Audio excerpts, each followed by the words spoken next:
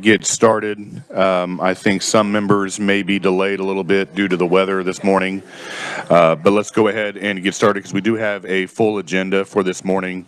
I would like to make the first announcement. There should be coffee cake that's brought by Representative Williams due to her phone malfunction the last time that we met. And then also we do have a committee member replacement where we have Representative Miller, who is replacing Representative Alcala this morning. So welcome to committee. First item on the agenda, committee, are there any bill introductions this morning? All right, seeing none, we're going to go ahead and move on to the budget presentation by Chairman Francis, the chair of the Transportation and Public Safety Budget Committee. And if you could, Chairman Francis, indicate which budget you're going to be starting with this morning. Chairman Francis. Thank you, Mr. Chairman. Today, let's start with the Kansas Department of Transportation. It's in your books at Volume 2, page 1476.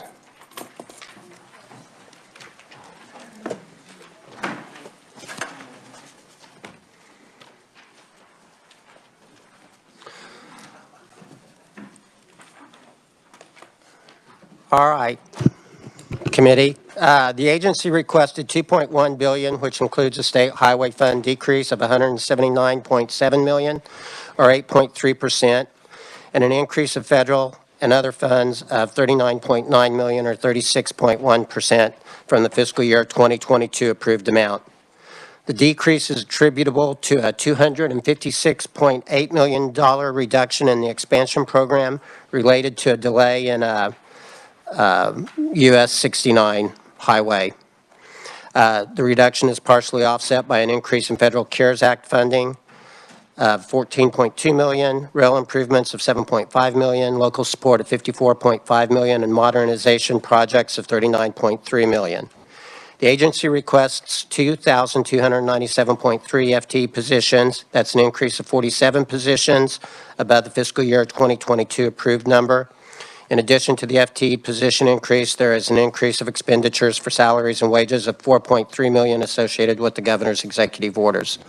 A lot of this has to do with the ramping up some of the construction and preservation projects as we've got more funds into KDOT, or more funds in for highway projects. The agency requests $21 million in capital improvements for buildings for fiscal year 2022. The request is an increase of $6 million above the fiscal year 2022 approved amount. The majority of the increase is in sub-area modernization.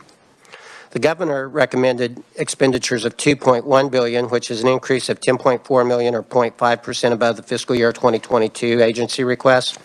This increase is attributable to a revised estimate for state highway fund revenues. The governor concurs with the agency's request for capital improvements for fiscal year 2022. The Budget Committee concurred with the governor's recommendation with the following notation.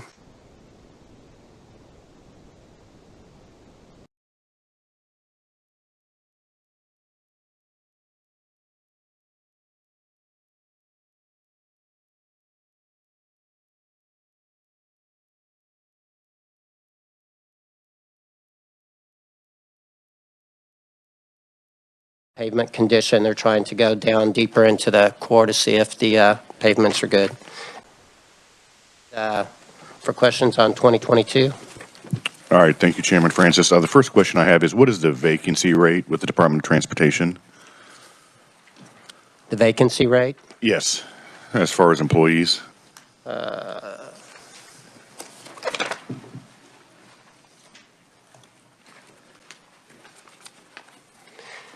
You know, honestly, at this time, I don't know. I can find some data for 2020, and we can also get that to you, but it's substantial across the state. They've got vacancy rates at engineers. They got vacancy rates, equipment operators. There was some increases in salaries done for equipment operators in the fall. Engineering tech, it's short across the board. Well, if you could get that information, and then also what's attributing to that vacancy rate. I don't know if it's pay or if it's other factors. But I would just kind of like to know what some of the attributing factors are to that. We had substantial hearings on that, Mr. Chairman, early on in the process. It's primarily pay. We're not competitive with the private sector. All right, thank you. And then I saw on page 1481, and this may not be fitting into that, but we've been having a lot of discussions in regards to the Heartland Flyer, and extending that between Kansas City to Wichita to Oklahoma City and Dallas. And there's been some like informational meetings in regards to the expansion of that between Wichita and Oklahoma City. Do you have any insight on how that is progressing? No, I don't. I believe that there's substantial funding in the last infrastructure plan by the federal government I was just gonna ask to that about extend those passenger routes. All right, thank you. Committee, any questions for Chairman Francis? Representative Rogers. Thank you, Mr. Chairman. On page 1481, number 10, shoreline rail improvements, an unexpected carryover, $4.5 million. Is that just because they didn't have enough requests? I would guess. Is that right? I think they're bringing that back to the norm because in 2022, I've got different numbering on mine because I'm working from a draft project, but 1 year they increased that for projects, and then the following year they decreased it. Okay, so this is back to what it normally, but what it says though is the unexpected carryover fund. So was it because we put more money in and that wasn't all taken care of? Is that it wasn't requested? So if we go to number 10, again, I'm on page 6, so I believe it's 2 pages in front of yours. You can see that there is the agency requests the addition of $4.5 million for short line rail improvements. These are unexpended carryover funds from fiscal year 2021. So we carried those over into 2022. Right. And then on the expectation that they would spend those, they dropped those back down in 2023. Oh, okay. Okay. Does that make sense? Yes. Okay. They got a carryover, so they increased Right. 2022 so they can expend it if they want to. But they are on our enhancements, it doesn't show up if we keep it the same. So if they don't drop it back down, then it won't show up as an enhancement in the following year if we spend more money. I understand. I just want to make sure that that if for some reason our Yeah. short lines weren't utilizing that. So, okay. Thank you. Thank you, Mr. Chairman. Any further questions for Chairman Francis? Representative Helgerson. I see your number one where you're using, asking the Spark Advisory Committee to use $500,000 for a pavement management system. Is that it within the guidelines of what the Spark Advisory Committee should do and can do? So my understanding of the Spark Advisory Planning was that they had relaxed some of those spending requirements in the last deal. The chairman may want to speak to that, but I think it got cut by the subcommittee. I think he's the chairman of that committee, but I'm not positive of that. Mr. Chairman, did that pavement management system get cut in the subcommittee? It didn't make the cut, did it? Well, actually, I'm trying to recall. Well, we had 140 submissions in the advisory panel that I'm the chairman of, and I don't think I'd have to go back, but I don't recall I looked. this application. Yeah, I think it got cut. So they're going to have to do that out of their funds, their designated funds, if they do it. Could they utilize the federal funds that are coming in? Well, they'll use the From the 1% infrastructure sales plan. tax, or the sales tax, or the fuel tax, or the federal fuel tax to do it, if they do it. Representative Helgerson? Well, did you find it was a high enough priority and and I don't know what the procedure is, do we take precedence or does the Spark Committee on Appropriations? Well, according to the budget bill that was passed last year, as all the federal money that comes in regards to a relief package goes through the Spark Committee process, the Spark Executive Committee, and the State Finance Council. But all we have to do is pass an appropriation bill and say, subsequent from whatever was passed last year, and put it in proviso language, we can make the appropriation. Well, we can make any appropriation that we want. I would probably say we're not going to negate what happened in the budget bill last year because the process already has been started, even though we had anticipated it happening prior to the legislative session, but now we're congruent with the legislative session and also the Spark committee process. Any further questions for Chairman Francis in regards to fiscal year 2022? All right, seeing none, Chairman Francis, 2023. Thank you, Mr. Chairman. So for 2023, the agency requested $2 billion, including $41.3 million in special revenue and federal funds for fiscal year 2023. The request is a decrease of $36.7 million, or 1.8% below the fiscal year 2022 revised estimate. The decrease is attributable to a reduction in federal CARES Act funding of $14 million, rail line improvements of $7.8 million, cost share program estimates of $10.8 million, and the construction schedule of $19.4 million. The reductions are partially offset by increases in maintenance commodities such as concrete and asphalt, and an increase in salaries and wages for the maintenance program of $2.9 million.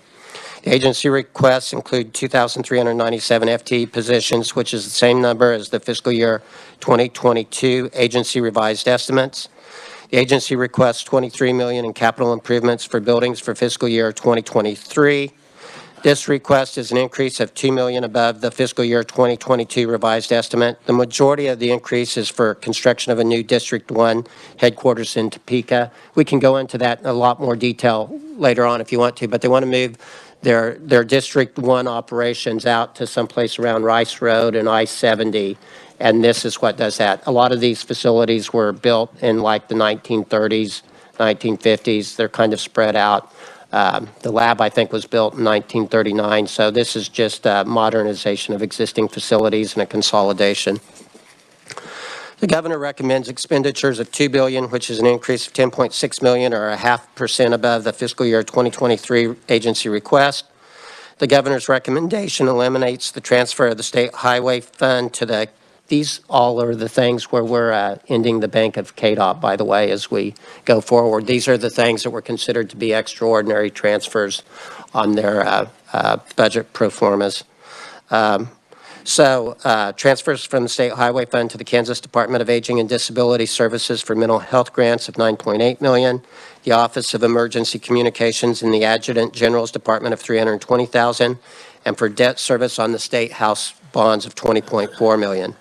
The recommendation also eliminates the transfer to the State General Fund as planned. You know, there was that $66 million, I believe, that was being transferred annually. We've stepped that down over the last 3 or 4 years. The transfer adjustment reductions are partially offset by the increase of transfers for the Kansas Highway Patrol operations and to the Division of the Vehicle Operating Fund in the Department of Revenue, totaling $6.7 million. The governor concurs with the agency's request for capital improvements for fiscal year 2023.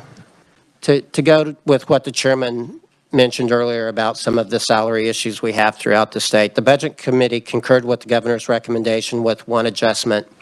And I'll speak to this just a little bit, but the committee notes that KDOT is challenged to retain and recruit qualified employees due to discrepancies in pay. The committee received testimony that private contractors are regularly hired by the agency at rates substantially in excess of the salary of KDOT employees who are performing the same or similar work. During review of the agency budgets, the committee has observed that this is a pervasive issue. The committee recommends that the House Committee on Appropriations consider commissioning an under-market pay study for all state employees to be delivered to the legislature during the 2023 legislative session prior to finalization of the budget. I do want to add, though, to this language, if the conference committee decides to go forward with something similar to this, the Department of Administration already does an under-market study. They started doing this like in 2010, I believe. And they used to put a dollar amount on that. And they would go through, and they still do that, they go through about a third of the employees at the state, and they try to determine if those positions are under market. I think that's a great way. You know, as this salary inflation comes across, we're going to have to deal with this more and more. And again, they take a third of state government, they look at what we're paying versus what's being paid in the private sector, and then they can show us what it would cost to bring those people to market wages. So even though we talked about doing the entire state body all at once, I don't know that that's necessary. We're already doing a third of it. I just think the legislature needs that information. We need to know what it would cost to bring those positions to market instead of this haphazard thing where the squeaky wheel gets the grease and we're not doing anything on a systemic basis. So with that, I'd stand for questions on the 2023 budget. All right, thank you, Chairman Francis. And some of the questions that I had, actually, you already answered when you were going through your review of what the Budget Committee had recommended. I guess one question I have is, do we know how many projects in the Ike plan are attempted to be done or let in 2023?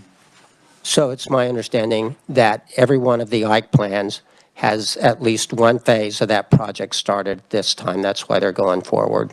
They've all been let, at least one phase. All right, thank you. Representative Pryor. And then also, Mr. Chairman, I was just told we have 200 vacant positions at KDOT currently, and they've got 2,297 FTEs, so that would be somewhere around 9% across the board.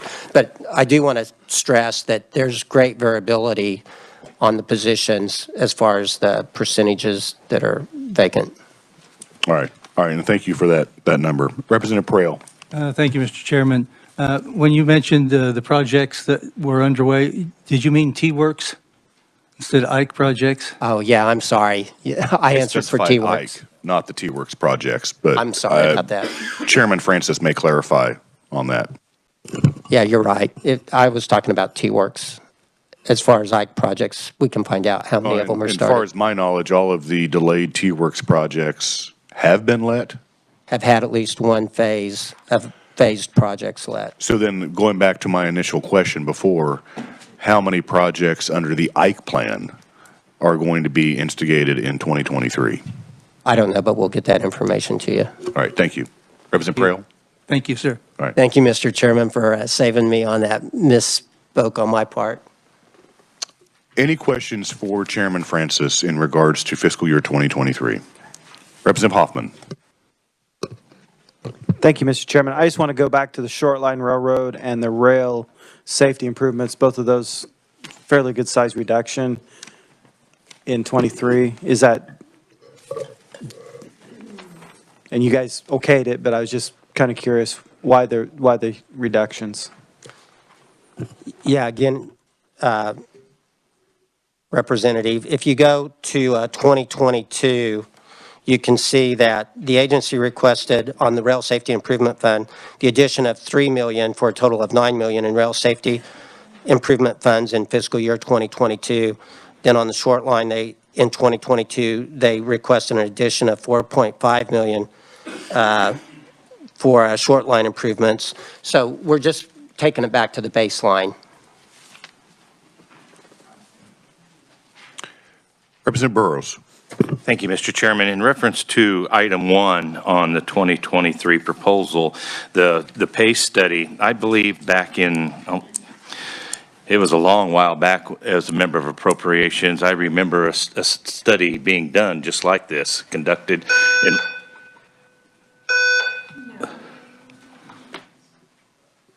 Attention, an emergency has been reported. All occupants walk to the nearest exit and vacate building. All right, we need to exit the building.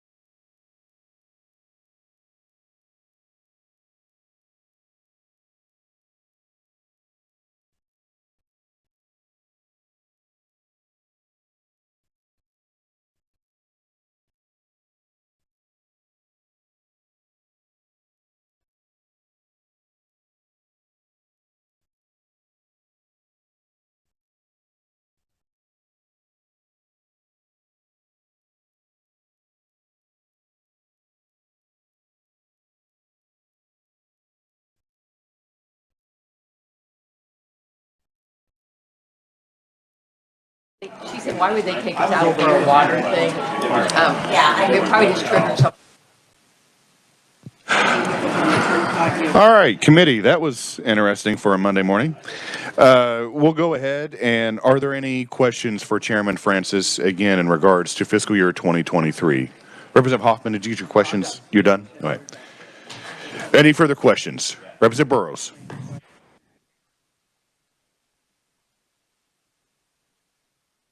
Thank you, Mr. Chairman. Not so much a question as it is a statement to, having been on appropriations a while, I do remember a study back, I'm going to say probably 20 years ago in reference to salary study, and I think it was called the Hayes study, that talked about step wages for our employees. And we implemented part of it, never did continue through with it. I would just hope that if we do once again go down this path, that we do take steps to address the wages of the employees for the state of Kansas.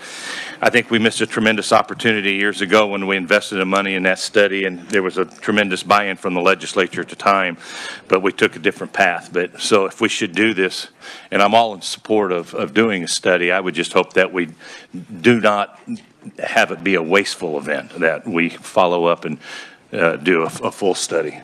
So I'd hope that was the case. I don't know if that was discussed in your committee. Chairman Francis? Yeah, we did discuss that. I can't remember sometimes what we discussed what I discussed with other members of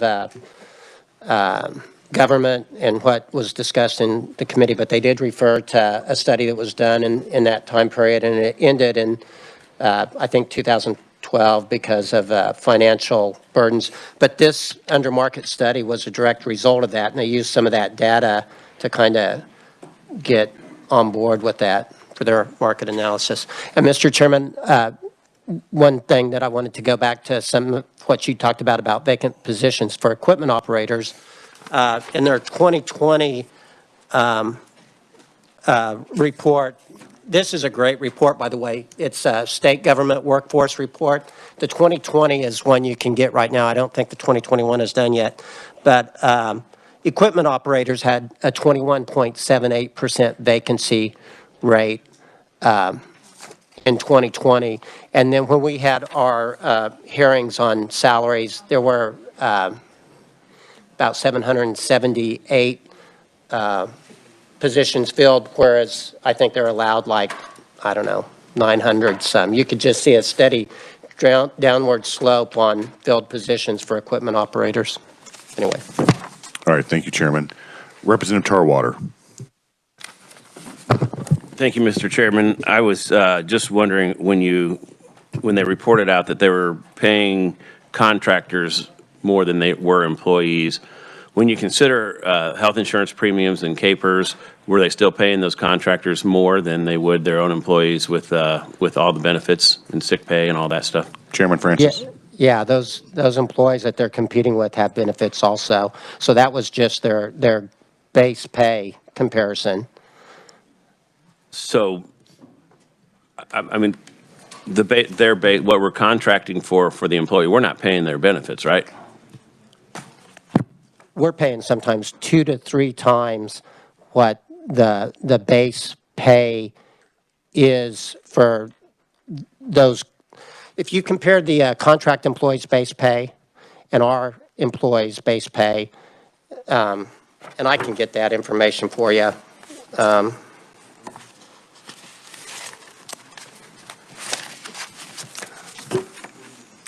I'll get with you afterwards. But for instance, off the top of my head, I want to say that an engineering tech at the state, the average pay is $19.72. Let me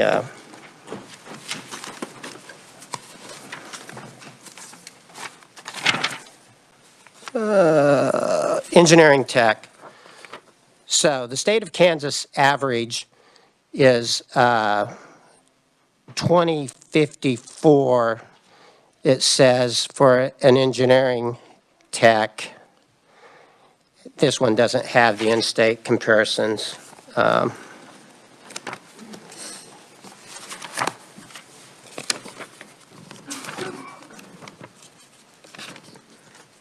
Representative Tarwater, do you have a follow-up?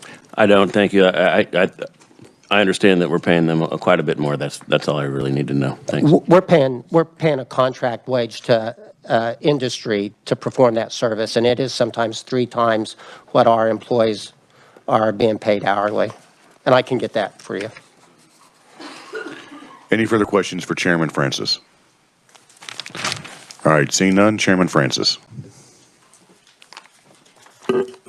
Thank you, Mr. Chairman. I move the committee recommendations for the Department of Transportation budget for fiscal years 2022 and 2023 be approved.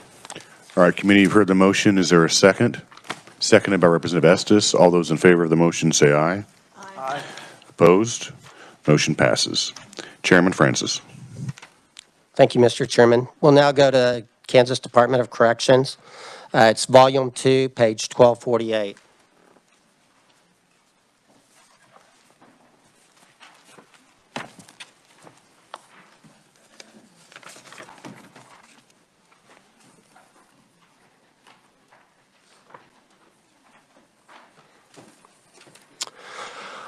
All right, for 2022, the agency requested a revised estimate of $486.7 million, including $426 million SGF for the entire Kansas Department of Corrections system in fiscal year 2022.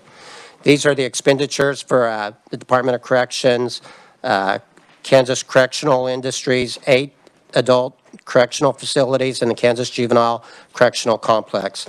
This is an all-funds decrease of $15.8 million or 3.1%, including an SGF decrease of $18.6 million or 4.2% below the fiscal year 2022 approved amount.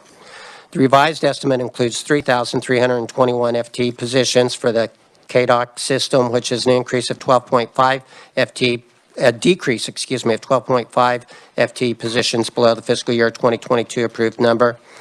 The position decreases mainly at the Norton Correctional Facility.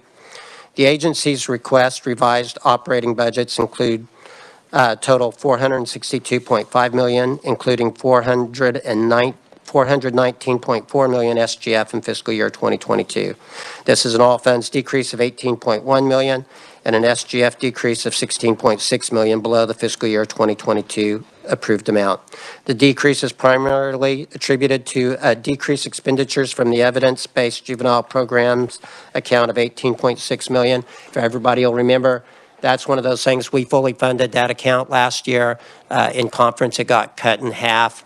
And so that's that $21.6 million. The governor restores that in this budget this year. Last year, the governor took it out entirely, and that's how we wound up in that deal. And for contracted inmate beds of $1.3 million. Those are the beds that we had out of state when we were short bed space. The decrease is partially offset by the agency's supplemental request totaling $2.8 million for the replacement of revenue loss from reduced inmate phone charges. That's a big deal in this budget. We were charging 17 to 18 cents a minute for an inmate to use the phone. There was a federal lawsuit, and the Fed said you can't charge the inmate more than 14 cents a minute to use the phone. So when you think pay phones are gone, guys, they're still out there. Expansion of post-release housing program and information technology outreach staff. The supplemental requests also included overtime expenditures and a shrinkage reduction among the correctional facilities. The fiscal year 2022 revised estimate includes capital improvement expenditures for the KDOC system of $24.2 million, including $6.6 million SGF. This is an all-funds increase of $2.4 million and an SGF decrease of $1.9 million from the fiscal year 2022 approved amount. The increase is primarily attributed to increased expenditures, all from special revenue funds for routine repair and rehabilitation projects at correctional facilities of $5.4 million. The agency budgeted $12.7 million for expansion projects at Lansing and Winfield correctional facilities involving substance abuse treatment centers and an assisted living unit. So again, the Winfield one is where we're putting the prisoners that have been incarcerated for so long that they're infirm, kind of like a senior citizens home for that. And then there's also the treatment abuse at Lansing, and I believe there's some of those at Winfield also, isn't that correct? Governor recommends expenditures of $534.9 million, including $455.6 million SGF for the entire KDOC system in fiscal year 2022. This is an all-funds increase of $48.2 million, including an SGF increase of $29.7 million above the agency's fiscal year 2022 revised amount. The recommendation includes 3,321 FTE positions, which is unchanged from the agency's fiscal year 2022 revised amount. The governor recommends operating budgets totaling $510.7 million, including $449 million SGF in fiscal year 2022. This is an all-funds increase of $30.1 million, including an SGF increase of $13.1 million above the agency's fiscal year 2022 revised estimate. The increase is due to the addition of $21.1 million SGF for the evidence-based juvenile programs account to restore funding lapsed in the previous budget cycle, $18.6 million from ARPA for implementation of the 24/7 pay initiative, $2.6 million SGF for salary increases among community corrections agencies, and $6.7 million for the Pathways for Success technical education initiative. And this is for some things like virtual CDL training, welding training, vocational programs. The increase is partially offset by decreased expenditures due to the governor not recommending to the agency's supplemental request. The governor recommends $24.2 million, including $6.6 million SGF for capital improvements, which is unchanged for the agency's fiscal year 2022 revised amount. The Budget Committee concurred with the governor's recommendation in fiscal year 2022 with the following adjustments. So on this one, we added language to lapse the $6.7 million SGF for the Pathways for Success initiative, which provides technical education equipment at correctional facilities if monies from the ARPA plan are available in fiscal year 2022. The equipment includes virtual welders, commercial drivers, licensed simulators, and mobile devices.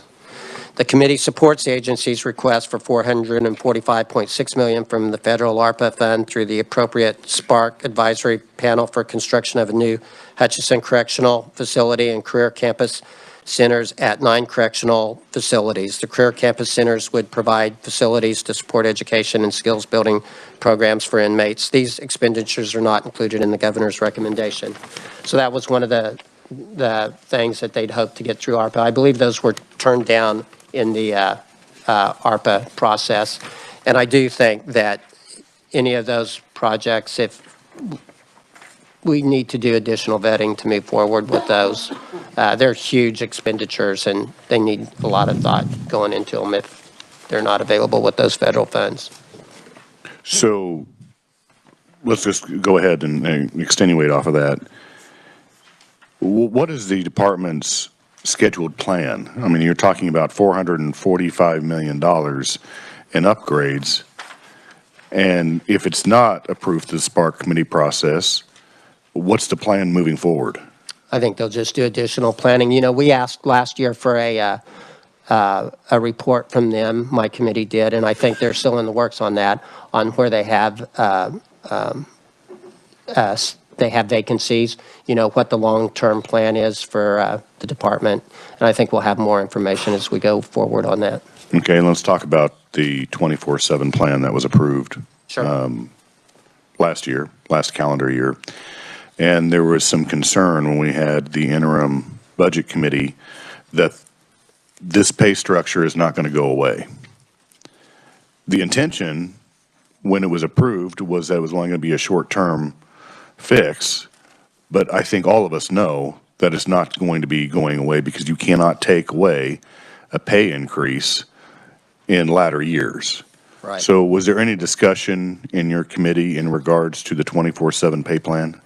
Yeah, there was a lot. And when you see our 2023 recommendation, we think part of the way that we work that out is how we handle that 5% across the board. You know, the governor did not exclude them in the 5% across the board thing. But there is some concern on my committee that there's a lot of employees at the Department of Corrections. And for instance, 8.3% of the employees at Corrections were not part of the 24/7 plan.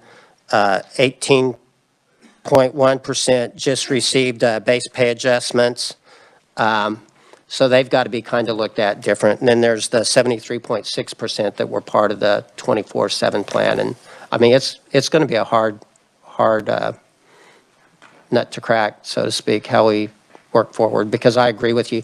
One of the conversations with that we had with the agency is part of the 24/7 plan has to do with if a facility has over 25% vacancies. And, you know, it's hard to argue with the fact that your pay is comparable if your vacancies are over 25%. I've also got charts if anybody's interested. When the base pay went into effect for the uniform vacancies, the vacancies still went up after it went into effect on 11/28. When the differentials went into effect on 12/26, the vacancies continued to go up, but they have leveled off at this time. And when we had our hearings on pay, one of the agencies we heard about was Department of Corrections, and you could tell that some of these pay increases really hadn't filtered down. We had one conferee that hadn't received in January, hadn't received any of the increased differentials at that time. So they were just hitting their paychecks at that time. So you can see, though, if you look, well, and we can get this to everybody else if they want to, that their vacancies have leveled off since all of the pay went into effect, but they haven't started to decline yet. It's kind of concerning if you want to know the truth, because when we did that pay increase, was it in 19 or 18, because we were having a similar problem, they did drop really quick when that went into effect. One of the things that's keeping the agency solvent at the time is our counts are really, really down. You know, when we did the last increase, we were busting at the seams where we were having troubles finding capacity, bed space, and now we've got lots of bed space, but our numbers are still down. And I'm not arguing the fact that we need to provide public safety. I'm just saying that the 24/7 pay plan is going to be very difficult to retract when we've already provided a pay increase, and that was universal when we discussed it in the Legislative Budget Committee. Both parties actually expressed concern. And so the other thing is, you talked about this threshold of a 25% vacancy. What happens when that falls below that? You don't take the pay away. Our conversations, and it was said in the meeting, was that when that falls off, they think that that's something everybody can understand if they get below the 25%. I still think that's very difficult. Hey, I'm not arguing with you a bit. All right, let's move on to another subject. JAG-K, which was in the governor's recommendation. And that's 2023. Do you want me to go through 2023 before we discuss that? I'm jumping ahead. All right, sorry about that. Any questions in regards? Oh, wait. I'm wrong. I just got corrected. It is in 2022. I was going to say, I thought I saw it in 2022. I'm sorry. Go ahead. Okay, so historically, we've been funding JAG-K through TANF, the Temporary Assistance for Needy Families. And so the governor is moving that into a fund within the correctional budget, right? Right. Yes, that's correct. Okay. You're nodding your head. Well, and it's for an expansion. You So know, an it's expansion of the expanded program as across well. the state, yeah, to bring more schools in line. All right. Representative Wolfmore.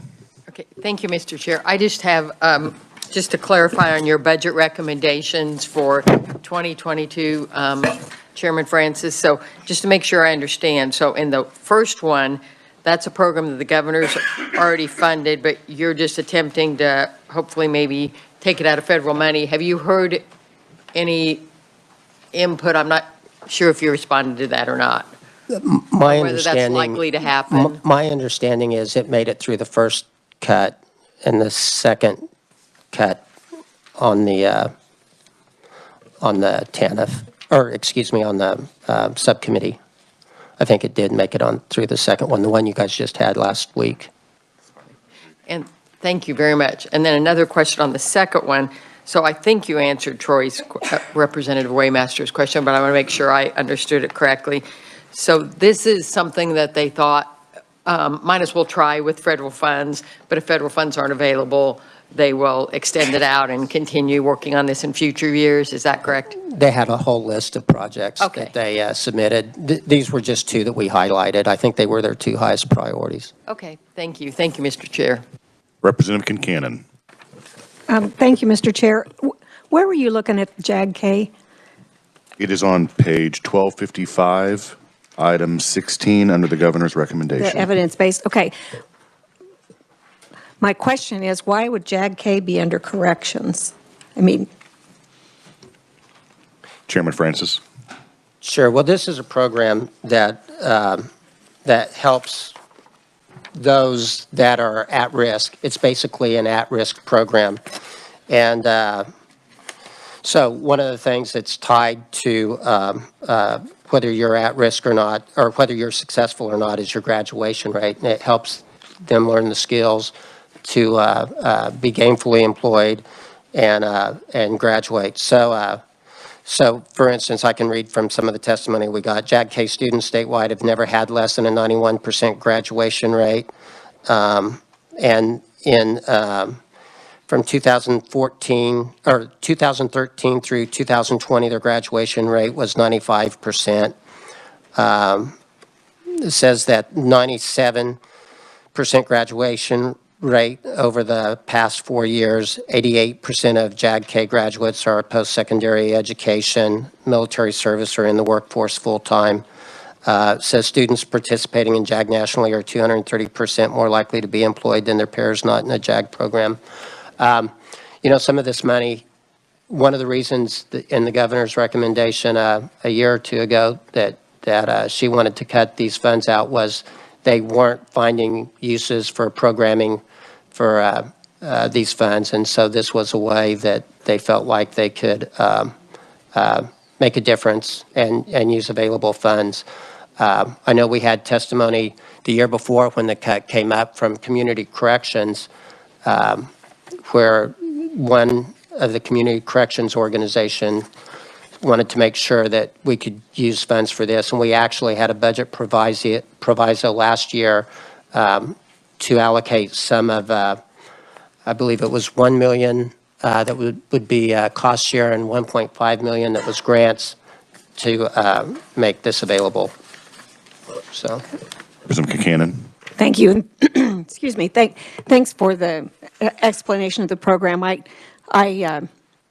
I'm really familiar with it. I just, it's open to anybody to enroll in it. I just think that corrections, being under corrections, that sends the wrong message that, but I understand the prevention and that it's evidence-based program, and I'm good with the whole program. I think maybe I'd rather see it under education, but well, thank you. Yeah.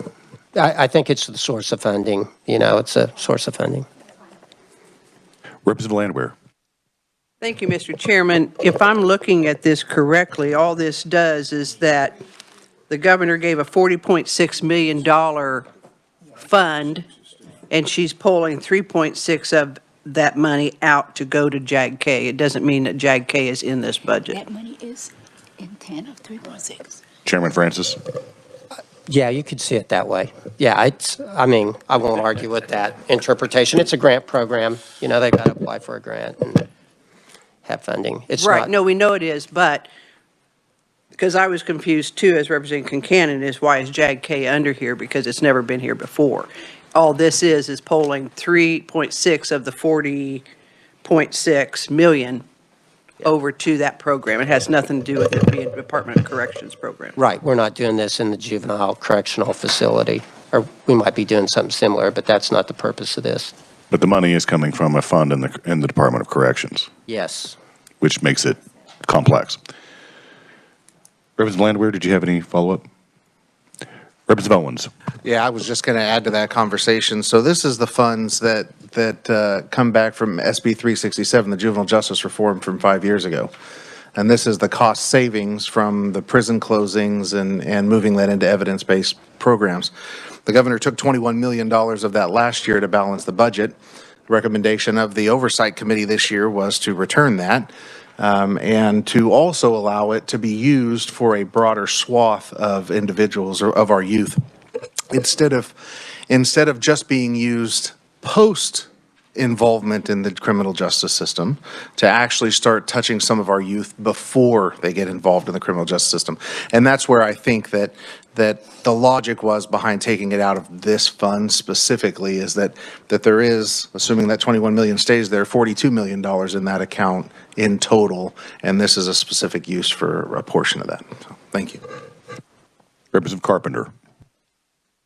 And just to be clear, the original JAG-K program is funded from TANF and is intact. So this is additional money for expansion. And I can't think of a better place that we should expand.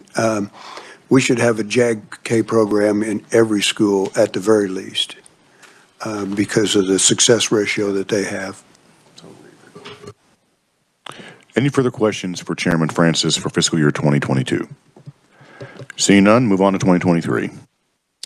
Thank you, Mr. Chairman. So the agency requested $517.3 million, including $480.4 million SGF for the entire KDOC system for fiscal year 2023. These are expenditures for Kansas Correctional Industries, 8 adult correctional facilities, and Kansas Juvenile Correctional Complex. Also, just to expand on that, Juvenile Justice Authority comes out of this, Community Corrections comes out of this, so it's more than just the correctional facilities.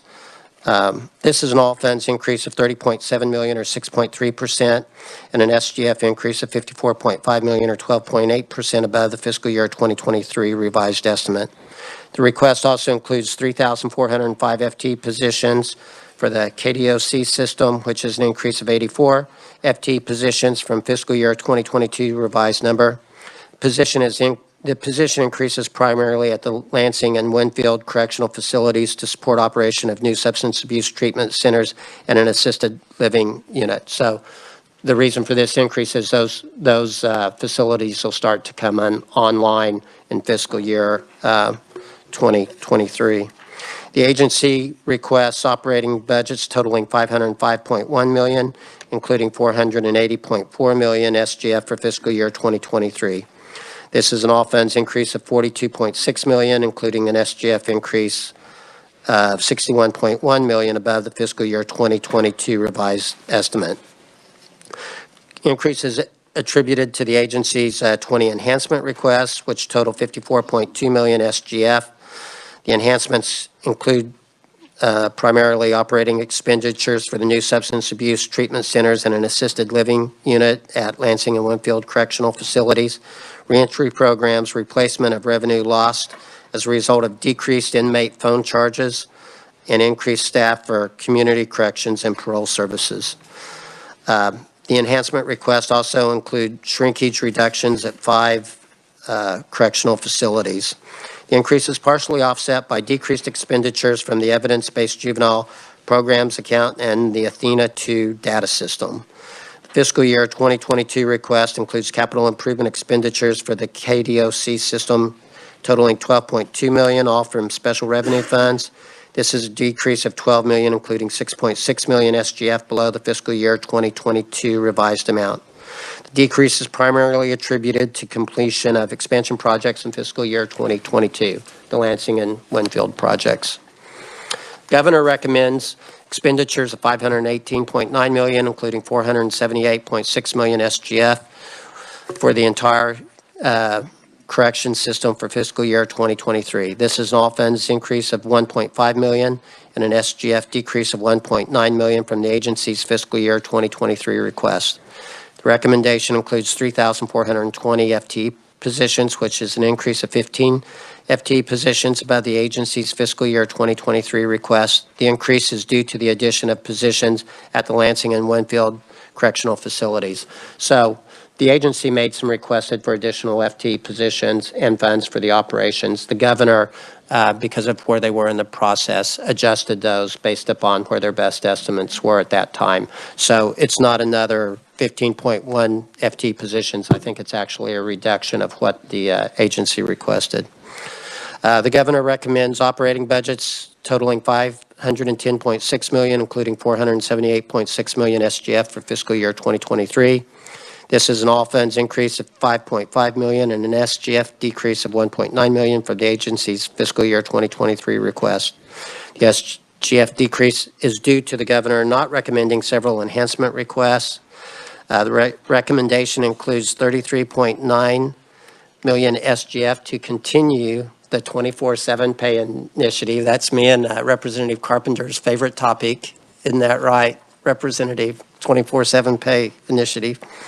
$9.6 million in operating expenditures for newly established substance abuse treatment centers and an assisted living unit at the Lansing and Winfield correctional facilities, and $2.6 million for the replacement of vehicles and safety and security equipment utilized by correctional staff.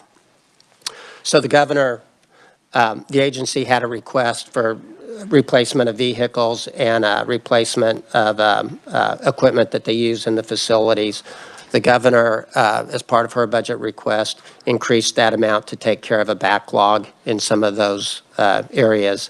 You know, over the years, especially like with COVID and different things, we haven't fully funded those requests. So they tried to take care of a lot of that this year. The governor recommends $8.3 million for capital improvement expenditures throughout the KDOC system for fiscal year 2023. This is a decrease of $3.9 million below the agency's fiscal year 2023 request. Decrease is due to the governor not recommending the agency's enhancement request to increase expenditures from the Correctional Institutions Building Fund, and we'll address that in our recommendations. The Budget Committee concurs with the governor's recommendation for fiscal year 2023 with the following adjustments. Add $625,761, which includes $508,865 SGF and $116,896 CIBF, that's Correctional Institutions Building Fund, to demolish former minimum security honor camps at El Dorado and Toronto, and add language authorizing such demolition to fiscal year 2023. These honor camps ceased operations in fiscal year 2009. For those of you that have been around a long time, these were honor camps that we had in certain facilities. When we had our last bed capacity for beds, we looked at using these. The agency basically feels like they're small, they're remote, they're very hard to staff, they're outdated. So at this time, we're just getting rid of them. The committee notes that certain job classifications in the Department of Corrections system received significant temporary pay increases through fiscal year 2023 as part of the 24/7 pay initiative. The agency currently does not have a time frame for termination of these increases. The committee requests the House Committee of Appropriations consider such information during deliberation on the statewide 5% pay plan increase. Number 3, the committee recommends the Legislative Budget Committee study the distribution of the monies from the State Gaming Revenue Fund during the fiscal year 2022 legislative interim. Monies from this fund are utilized by multiple agencies, including Department of Corrections, for repair and rehabilitation of correctional facilities. So the committee notes that the appropriations for the Department of Correction has been fixed at approximately $5 million annually since 1997, which has not kept pace with increased costs of materials and repair services. Staff note is the $5 million is a transfer of 10% from the first $50 million in traditional lottery revenue after deducting administrative costs and player prizes. In recent years, a balance of approximately $20 million in traditional lottery revenue beyond the $50 million was transferred to the SGF. So the CDIF fund is up surplus. Part of that goes to SGF. So again, we got 10% of $50 million. Now I believe it's like $79.7 million a year. So, but we're statutorily capped at that 5 million, and we think that the Budget Committee ought to look at that and see if we can't increase that a little bit, to increase that funding source for Department of Corrections. And with that, I'd stand for questions. The first question I have is in regards to the Budget Committee's recommendation on item number 1. So these facilities have not been in use since 2009. And was there not also a facility on the Larned campus that was closed about the same time, shortly after it was built? And it was just being utilized in the last couple of years for other purposes, but was that in corrections or was that in the state hospitals? I'm not familiar with that issue, and we didn't delve into that. This came as a request from the agency that this was a good time to take care of that, so we didn't. We can find out on that, though. And when were these facilities built? In El Dorado and Toronto?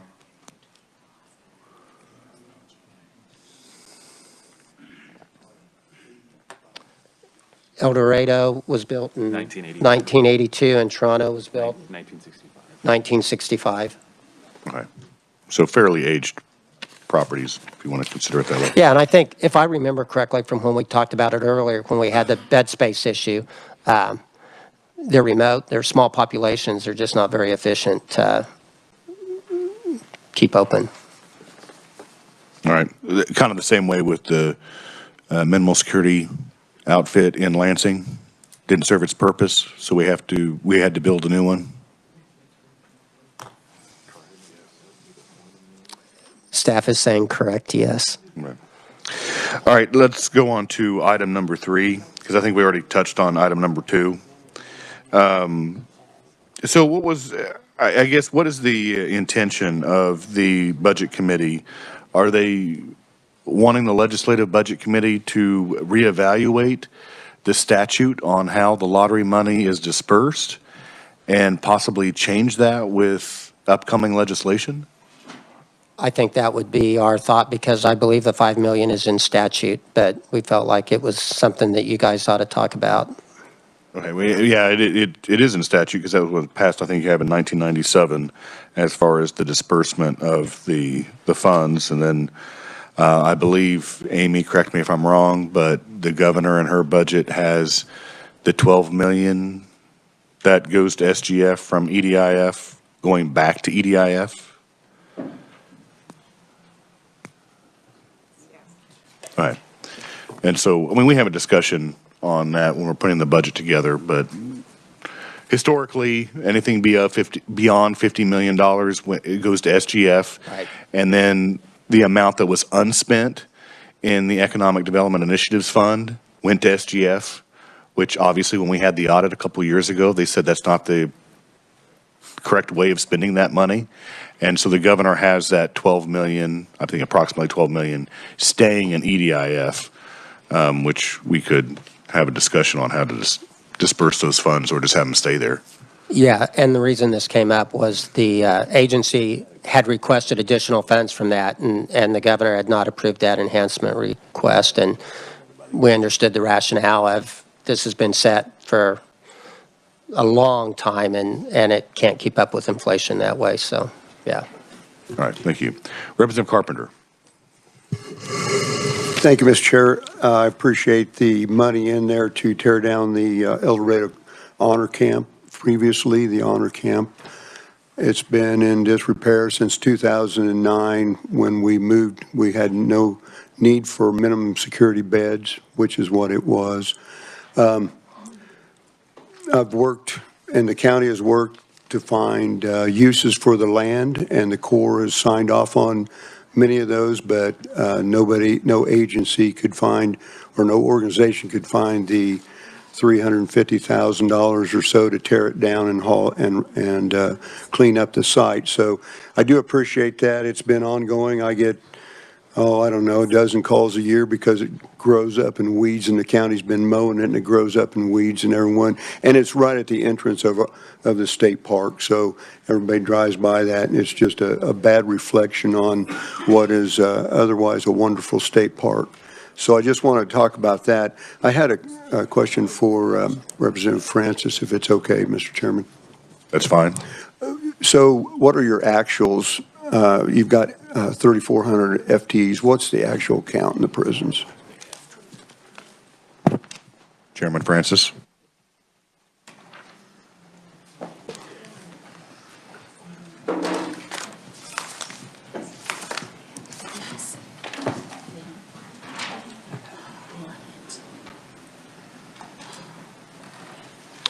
So the actual for the prisons is 3,322 is So the you're- actual FTEs allowed for the prisons. But, so you're only down 100 people? Oh, he wants to know filled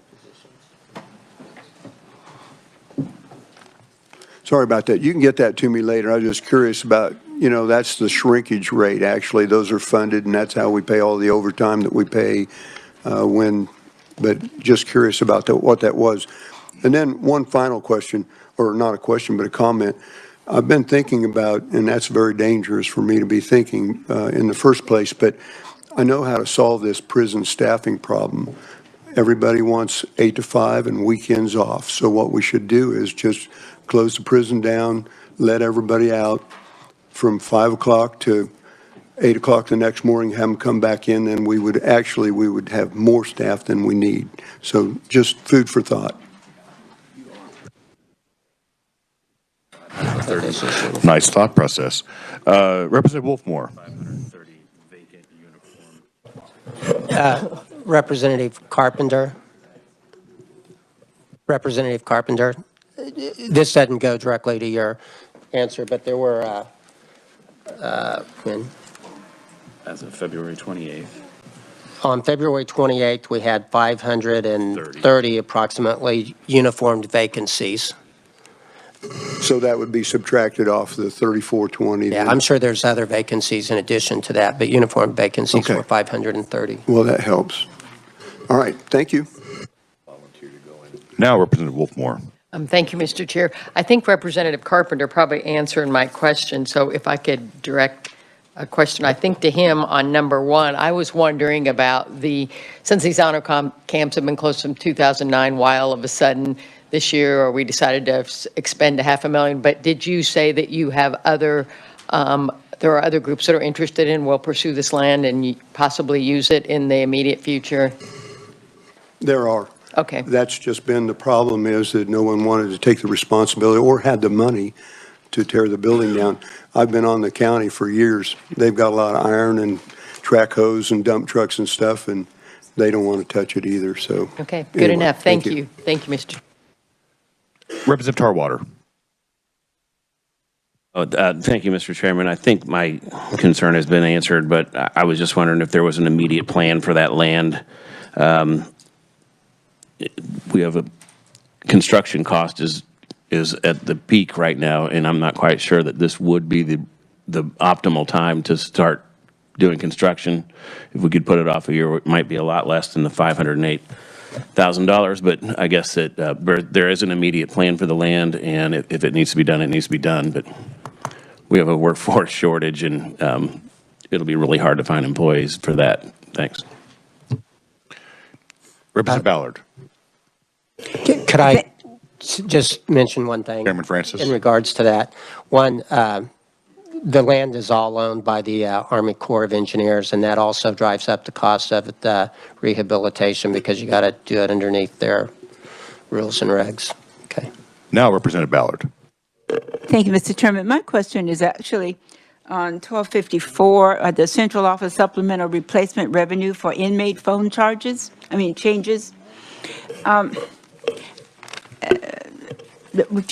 Maybe you can explain to me. I thought, or I was under the impression, I should say, that inmates, as long as they were on good behavior, could make phone calls. But in this case, if you're asking for almost $750,000 in SGF to offset the revenue, how much actually was corrections making on these phone calls from inmates? Chairman Francis. We can get that number to you. That was just the effect on the budget was that amount. So we'll get that number for you. The other half of it was if the FCC stepped in and said that the 14 cents was there. How long were we out of compliance, or is this a new ruling by them that we have to charge 14? Because if so, there should be a refund to inmates. It was a new rule implemented over the summer. So there wasn't any rule about it before that we were in violation of. It was an FCC order that happened this summer. Okay. And then they're complying with that. Thank you. Then my comment actually would be, before, inmates would call collect. Now with cell phones, or the ruling is now, they can no longer use cell phones. What happens to inmates that are in good standing that do not have that much money for 14 cents a minute? Maybe this is not a big concern, but when I'm looking at this, there's something not right about making it difficult for them to make phone calls, because that may be the only connection they have with any family, if they have family. Chairman Francis. I think that would be something that we need to talk to the administration about. We really didn't get into those issues. Okay, and I really didn't know about it until I was just reading it here, and I went like, whoa. All right, thank you, Mr. Chairman. Any further questions for Chairman Francis in regards to fiscal year 2023? All right, seeing none, Chairman Francis. Thank you, Mr. Chairman. I move the committee recommendations for the Department of Corrections budget for fiscal years 2022 and 2023. All right, committee, you've heard the motion, seconded by Representative Estes. All those in favor of the motion say aye. Aye. Opposed? The ayes appear to have it. Ayes do have it. Motion passes. Thank you, Chairman Francis. We'll go ahead and move on to the next budget presentation by Chairperson Humphreys, the chair of the Higher Education Budget. Chairperson Humphreys. Thank you, Mr. Chairman. Committee, let me just get my papers. That will be in Volume 2 on page 898 in your books. Okay, we'll just jump right in.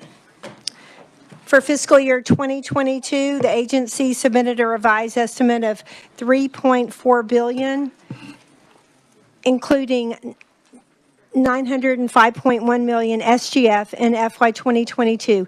It's an increase of $275.5 million, or 8.8% above the approved amount from all funding sources. The increased expenditures are primarily in contractual services, 107, commodities, 26, and capital outlay, 31. The other assistance, 65.7, and other assistance, 65.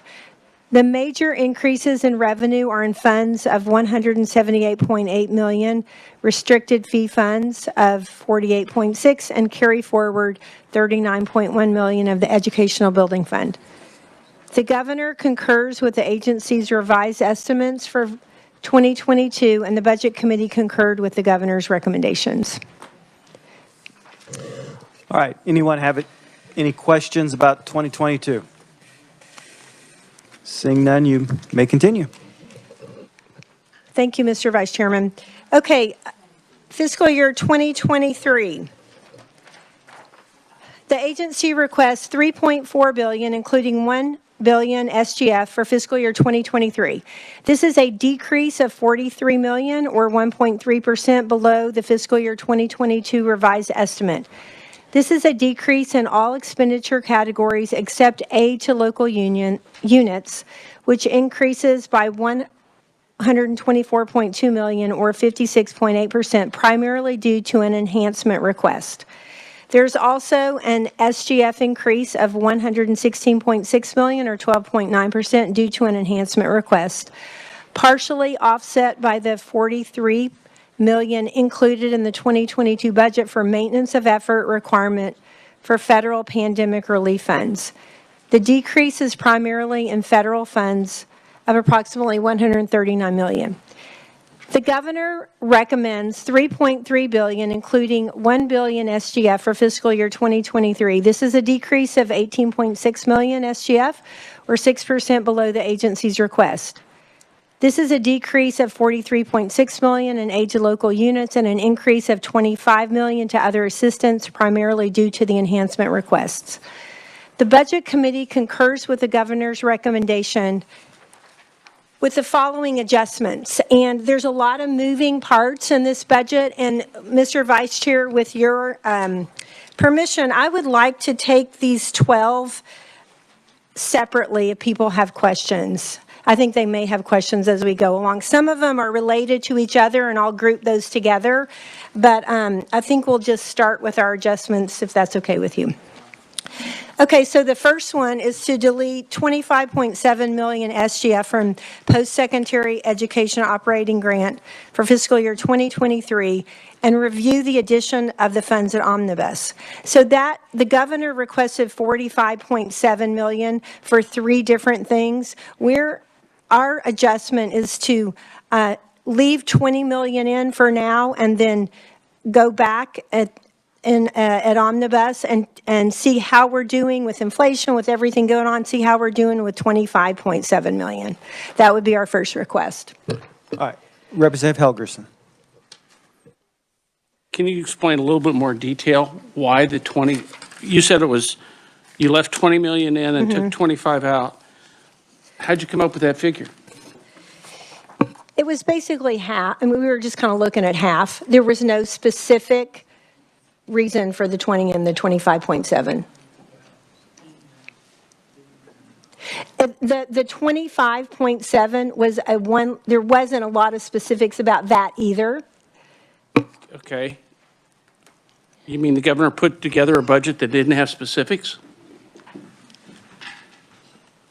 On the operating, this is the general operating grant, right? Yes. For the universities. It's to restore, there's 3 different things. To restore funding levels of 2021, an inflationary factor, and an adjustment to offset the 2% tuition increase. Okay. So that's how the governor came up with the 45 million. Yes. All right. Which of those do you not want to fund? We're just doing 20 now and checking on the rest, 25.7 later.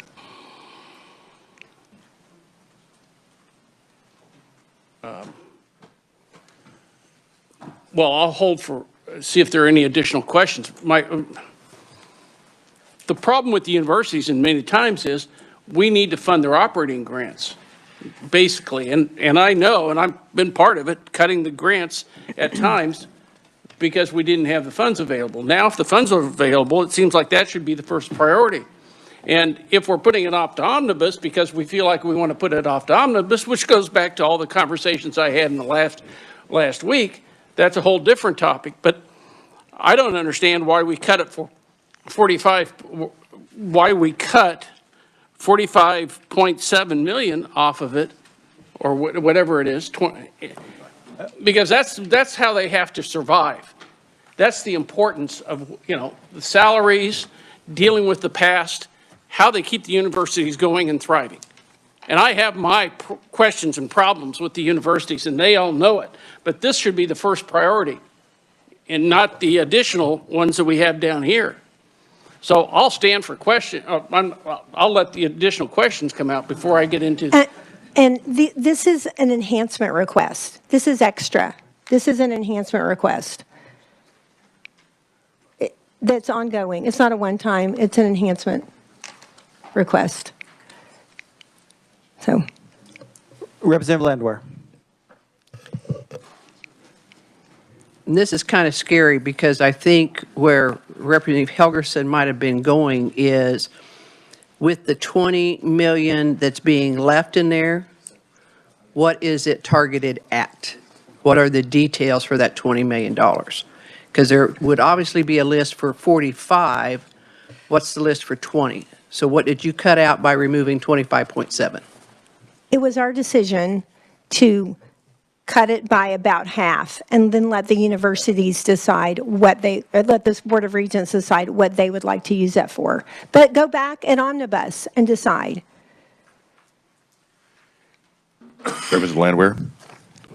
I guess I'm still struggling with the idea. So the whole 45 million Whether we put it in here now or it comes back later, they just decide where it gets to be spent. We don't have any details on where that money's being spent.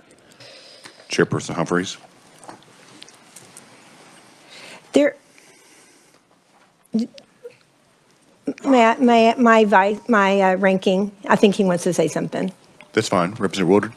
Thank you, Mr. Chair. I think we had a lot of discussion about this. I actually voted against this provision because what we heard from the universities is that in order to keep tuition flat, it would be the 45.7 million to restore to 2020 levels, adjust for inflation, which we've talked about a lot and heard a lot about, as well as a 2% increase, which would prevent a tuition increase. So I voted against this because I believed that if we don't actually have the 45 million in at the end, we could see tuition going up.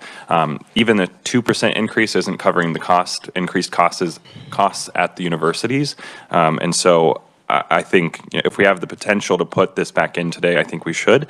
But I did appreciate the bringer of the amendment to make sure that it was still reviewed at omnibus and not completely deleted. Thank you, Mr. Chair. Representative Landwehr. Okay, and I'm not going to belabor it, Mr. Chairman, because I know we've got a lot of items to get through. I still do not understand what the details of $45.7 million is. What are they funding with that money? Chairperson Humphries. Yep. So in the budget, there's appropriated for the above agency from the State General Fund. What page? In 167 of the budget bill. Operating expenditures, $47,829,331. And then it goes on to the next appropriation. So they have given us information that says generally that they calculated three main pieces: restore 2021 funding, 1.9 inflationary factor on general use budgets, and adjustment to offset equivalent 2% inflation increase. That was almost 15 million for the tuition. So if they want to keep tuition flat, and there is language in the budget about the universities needing to certify that they were going to keep tuition flat. If they want it, we didn't take that out. If they want to still keep that certification piece in there, they can. We're funding more than that 2% flat tuition. They put that at 14.9 million. And so we're putting 20 in now. They can still keep that in there if they want to. It's their operating fund. If I could interject real quick, Representative Landwehr. So talking about this 47 million that has been asked in regards to keep tuition flat. First, that's just the universities. That's not the community colleges or Washburn. That's just the 6 regent schools. The university operating fund. So just the 6 regent schools. Yes. And what's but I'll be honest, I'm not sure about Washburn. All right. The municipal. And so my next question is what is the guarantee that will keep tuition flat? Representative Rogers? I'm also in that committee, Mr. Chairman, so sorry. The governor's budget said for that 45.7, if that's agreed to, the regents would freeze tuition. By taking money out, all bets are off. And we'll see tuition increases. That's the way I understand it.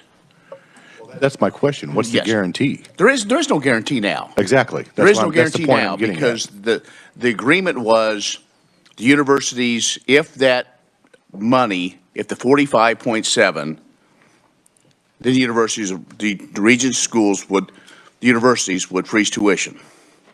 With that being now there is no guarantee. And this is 45.7 million that's ongoing. Not just 2023. It's 2024, 2025, 2026.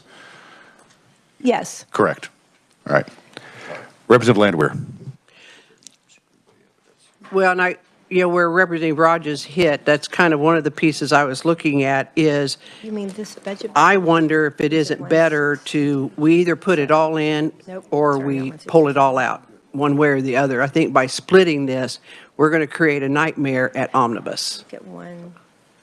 Oh, sorry, I gave the wrong amount. I was wrong. Representative Rogers? Thank you. I know there's a lot of things, so I guess that's why there's so many of us. I was wrong. The language for the tuition freeze is still in there. That did not get taken out. So even though the dollars are taken out, the language did not get stricken, so there still is a tuition freeze. Could I repeat that? Okay, in the budget, also page 159 gives the language of the certification. The governor's recommended, or the Board of Regents said, adjustment to offset equivalent of a 2% in tuition increase, 14.9 million. That's why we can keep the language in. We're keeping 20 in, over 5 million over what they said it would take to freeze tuition. Representative Landwehr? But we chose, I'm sorry, go ahead. But I think I still see where this, number one, is confusing to, I think, several of us in here. The other part is that, or I don't see language in here that says that they will, not at omnibus, they will come back with a list of the items that they chose to fund and the items they chose not to fund if they don't get the other 25.7. So I think that's why I'm wondering if we either put all of it in or we pull all of it out. I don't see that you can pull out just 20 million of it, or 25.7 million of it. Chairperson Humphreys? Without making mass confusion at the end. I'm sorry, Mr. Chairman. You're fine. I think the bottom line is that the Board of Regents appropriates this money how they choose to. It's the Post-Secondary Education Operating Fund. And they asked for an additional 45.7, enhancement of 45.7. My committee is saying we have focused on one time, not my committee, but the whole legislature. We have a budget surplus right now. One-time things are what we really are wanting to fund. And we see that in a lot of our budgets. We're talking about CAPERS, we're talking about the rainy day fund. The ongoing is a bigger issue. We don't know what our budgets are going to look like from here on. This is ongoing. This is an enhancement increase from now on of 45.7. And from what I understood from my committee, the majority of the committee said, we're not comfortable with a flat out 45 million because it's ongoing for now and forever. So we would like to do 20 now, not 0, but we would like to do 20 now, understanding that it would be great to freeze tuition or that it would be great to offset inflation. However, the Board of Regents decides to do it. And if the budget's looking good at omnibus, then we can add it back in and they can use what it's for. That was the way my committee looked at this. The majority of the committee, I should say. Representative Landwehr? Representative Wolfmore? Thank you, Mr. Chair. I got a little bit confused over there somewhere. So the 45 million is what the universities agreed upon to freeze tuition, correct? Oh, I'm getting two different answers. That was a piece. That was a piece of the 45.7 million. But maybe I'm not. But in order for them to be able to financially freeze tuition, they were saying we'd have to have an increase of 45 million. Correct? I just want to make sure I have that right. Chairperson Humphreys? They said that 1.9 inflationary factor was 26 million. So of that 46, inflationary factor was 26.1 million. Restoring fiscal year 2021 to that funding level, 4.7 million. And then the tuition piece was 14.9 million. And when you add those three things together is where they get the 45.7. And at that point, they would assure us that they would freeze tuition, correct? I'm sorry if I'm... Yeah. I mean, in the budget, if you look on, I mean, it's laborious, I agree. If you look on page 129, there's a whole piece about freezing tuition that has to do with the university certifying that they won't freeze tuition. Okay, I'll leave it at that and it's for now. underneath that 45.7, I agree. Thank you very much. Representative Estes? All right, I just want to reconcile a couple of things that I'm hearing in my mind. I'm hearing that this 45 million is ongoing. I hear that if we do the whole amount of money, we have a guarantee that tuition will be frozen. So my question comes down to how many years is that frozen? Are we doing something ongoing that freezes tuition for 1 year? Representative That's Humphrey. my understanding. Thank you. Representative Ballard. Thank you. So I'm trying to understand your main objection or your main reason for taking the 25 million out is because of ongoing expenses. Was that your main reason for it? Because it seems like you had details about how that 45 would be spent.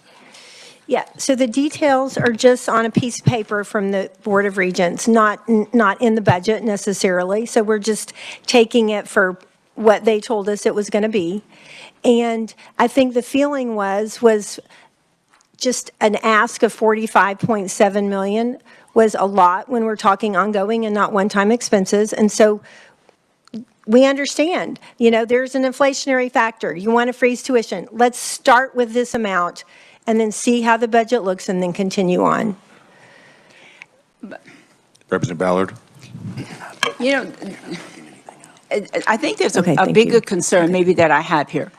The class graduating this year, almost 4 years ago, we froze their tuition.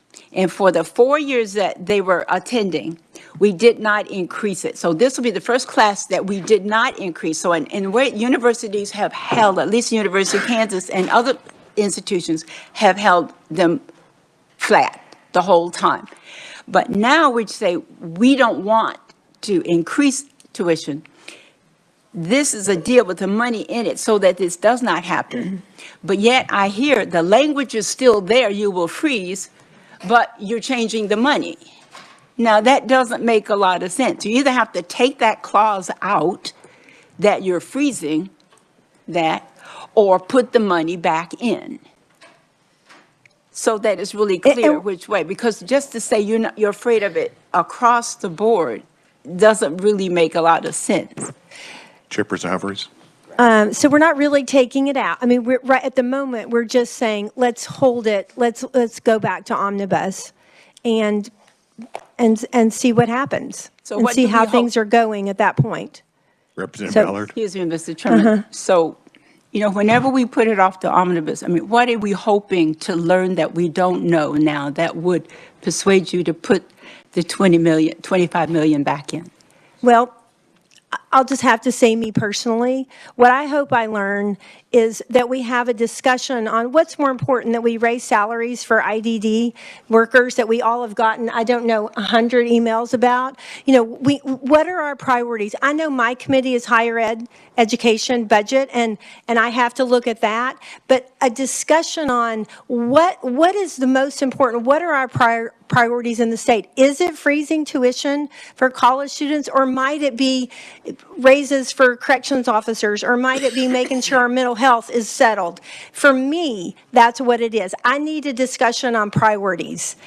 And so I didn't make this amendment, I didn't move this amendment. My committee talked about it, and the majority decided that this was the way to just, put a little bit of a handle on things, like let's see how things go, let's see what happens, not just give it all at one point. That was our discussion in our committee. I understand that, but you're not responsible for the budget for corrections, putting money in for that. You're responsible for higher education and what we're going to do in this instance. And I haven't heard any reason, you're saying you're not taking it out, but in essence, you have taken it out. We will discuss it later. Mr. Chairman, based on that, I'd like to make a motion to delete this item. All right, committee, you've heard the motion. Is there a second? Seconded by Representative Landwehr. Discussion on the motion, Representative Woodard. Thank you, Mr. Chair. Question for clarity. If we're deleting this, does this go back to the 45.7 million? Yes, if we take this out, then it would go back to the 45. Okay.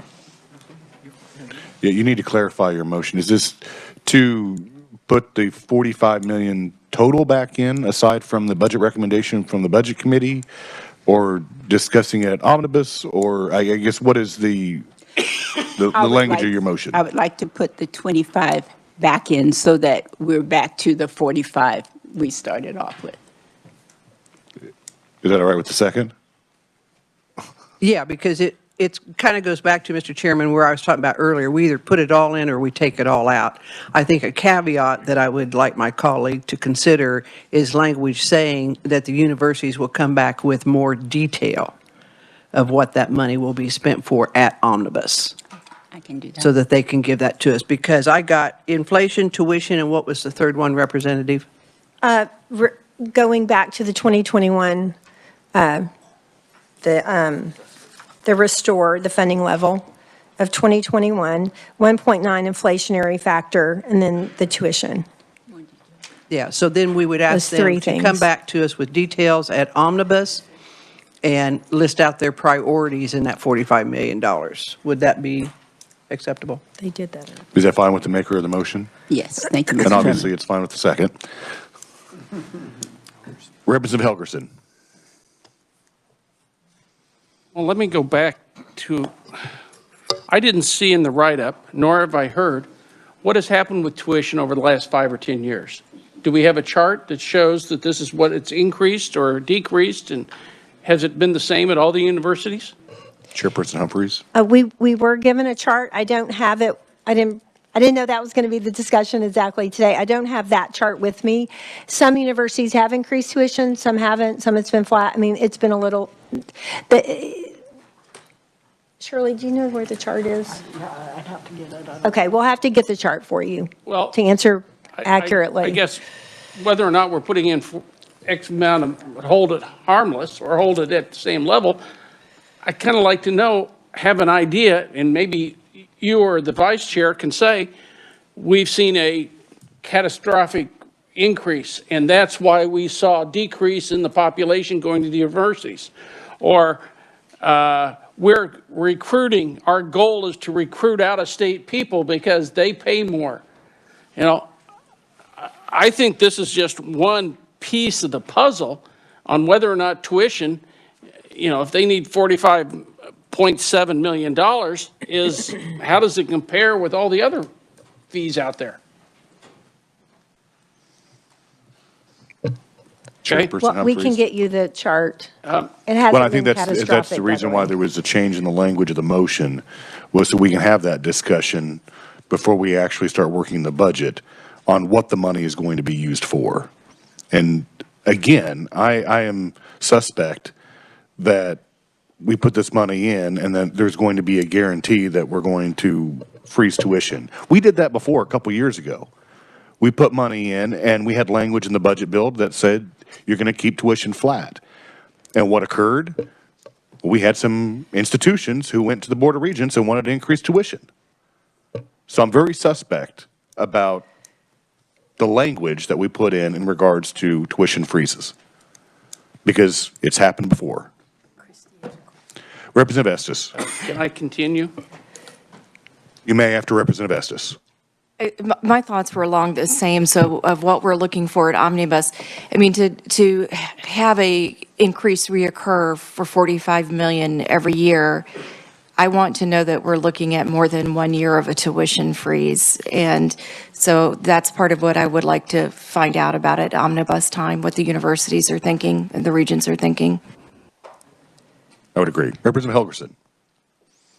My second part of the question was, we are going to vote on number one, but in looking through these, there are tens of millions of adjustments that could affect how I feel about number one. Is the chair going to allow us to come back if, using the example, if we add $158 million, well, I may not want to support 47 point, or vice versa. No, don't give me the shaking the head. The issue is simply, are we going to be able to come back and look at the whole picture today, or do we have to put it off to omnibus? I wouldn't say wait till omnibus. I mean, obviously, Omnibus till we put the bill. when we the put whole the bill. budget bill together, we can look at it, but I think the way it was proceeding was that we're going through each item individually, and maybe the correct approach would have been to go through each item and then holistically look at everything That's what I was. instead of each individual item, but we're going through each individual item the way it is right now. And I don't think we need to vote on each individual item, but I wanted to explain and then do questions after each individual item. So whatever the chairman decides to do about that is fine. I mean, my personal opinion would be doing it holistically. Great, that's no problem. But we do have a motion on the Yeah. floor right now. So we'll have that discussion right now. Representative Woodard. Thank you, Mr. Chair. Trying to figure out how to help wrap around all of this. You all work with your various state agencies when you're working on these budgets. We do the same thing. We spent the summer talking to members of the Board of Regents, their staff, the universities, the governor's office, and sat down when they came to my district to meet with me and said, what will it take to keep tuition flat at some of these universities for a 5th year in a row?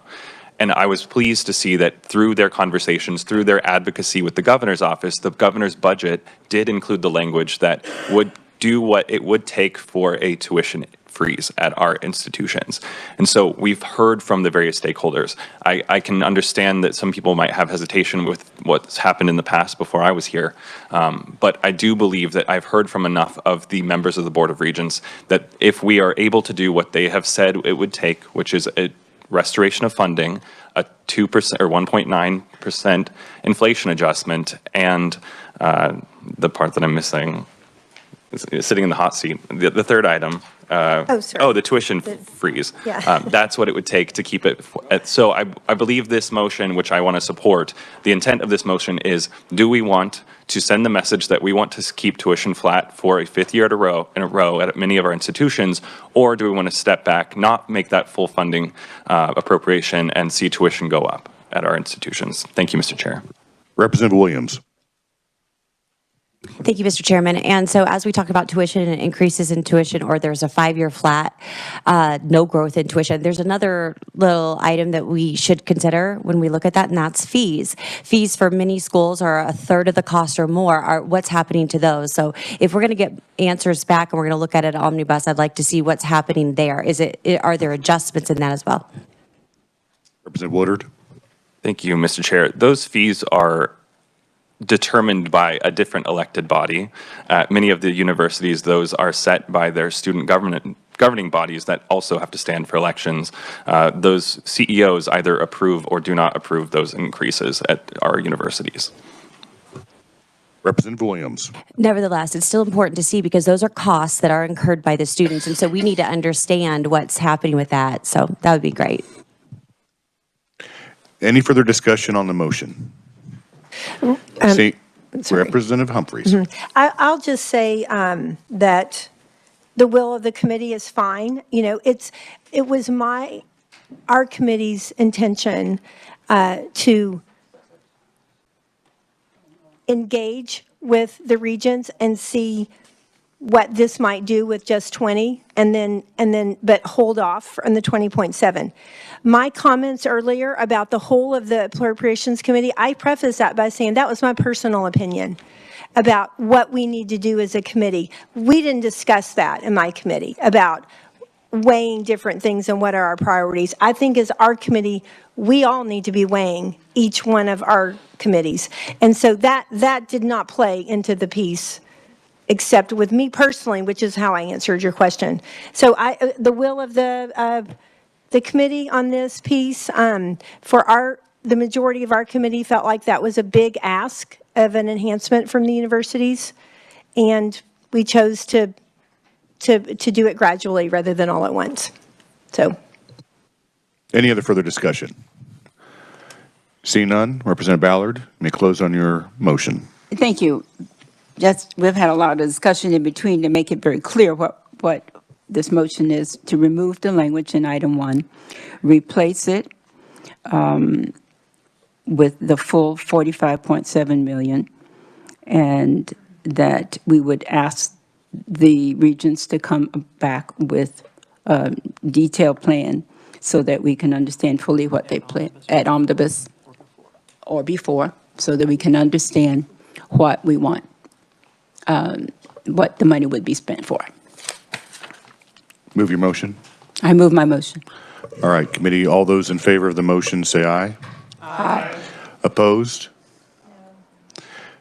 The ayes appear to have it. Ayes do have it. Motion passes. All right, Representative Humphreys, if you could just go through all the other items on Okay, your budget recommendation. Yep, I'm going to skip 2, if you don't mind, just for the moment, because 2 and 5 go together, so I'd like to do them all together. Number 3, add 500,000 SGF to Fort Hays State University to the operating expenditures for a cybersecurity initiative for fiscal year 2023.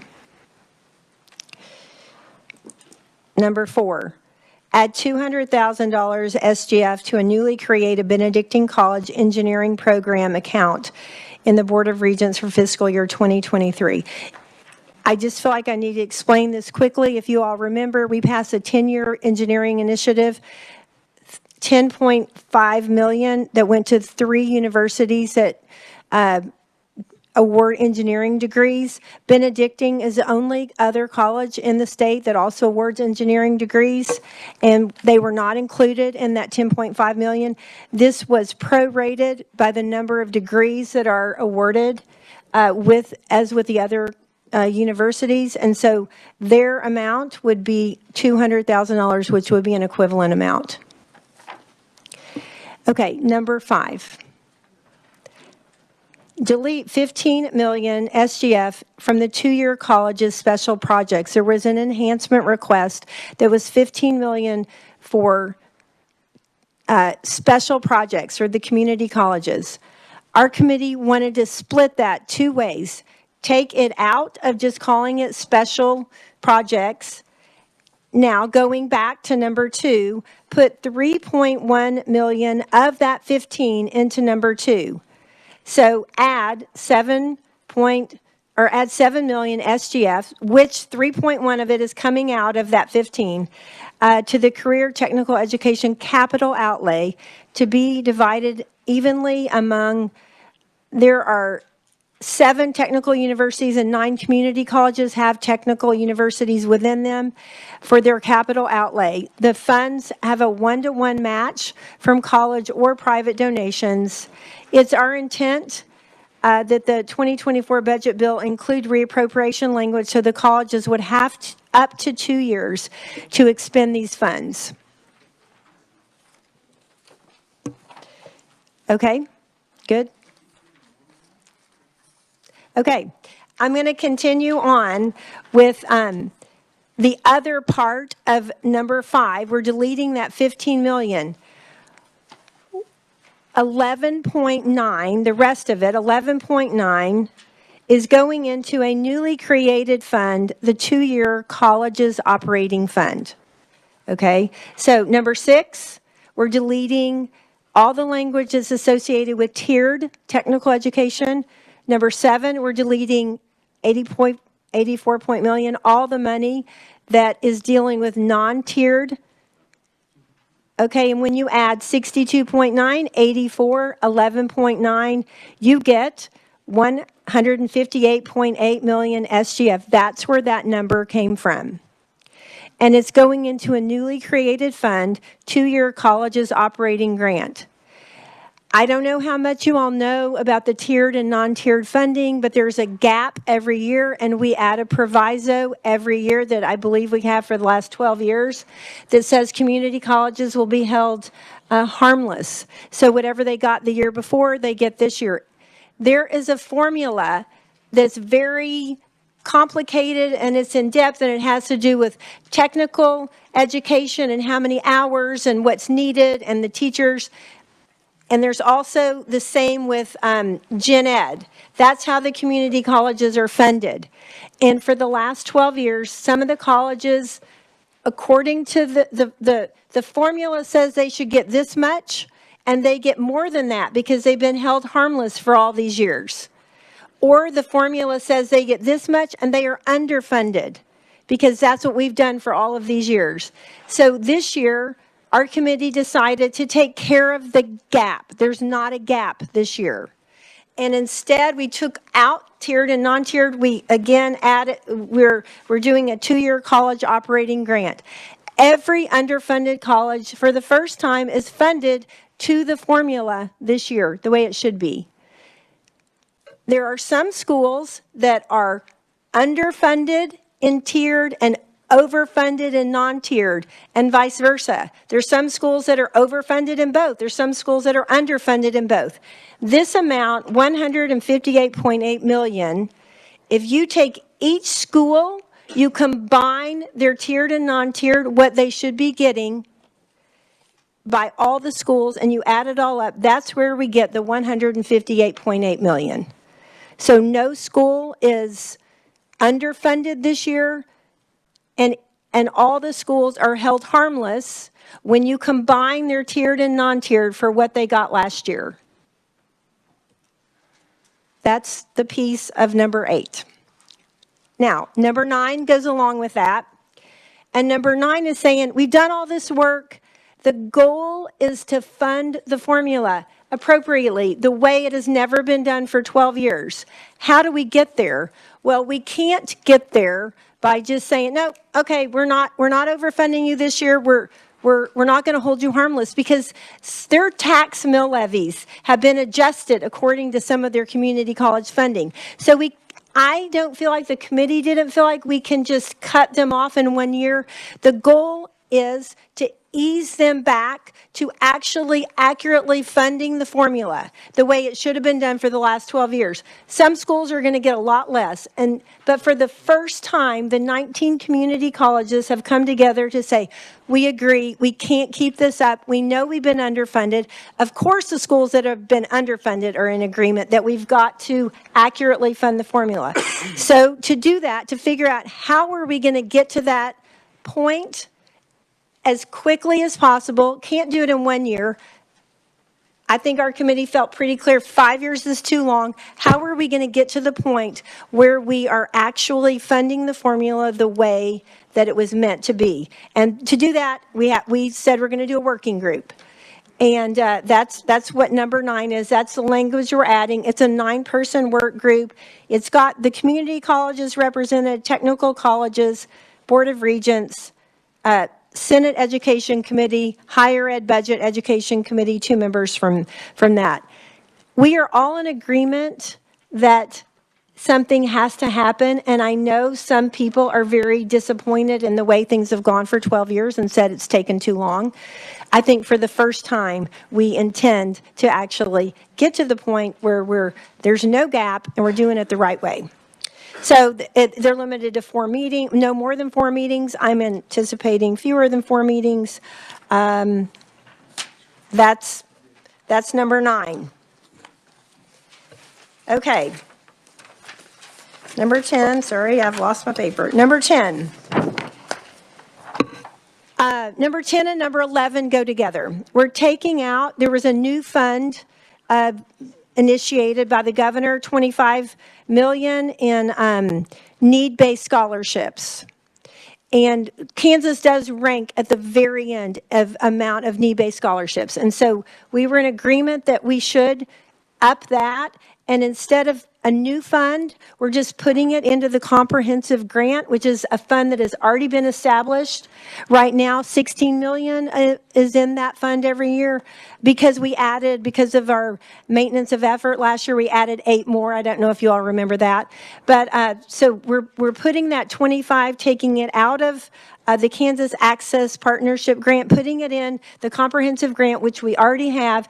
It is available to students who go to public and private universities, but the 25 we're putting in this time requires a match, 1-to-1 match of local non-state money for public or private money. So just adding to the comprehensive grant.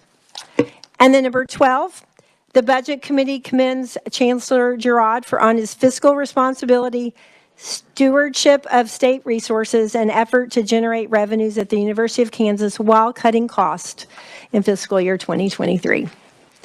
And that is yes? You have a minority report. Yes. Those are our recommendations. And then I also do have a minority report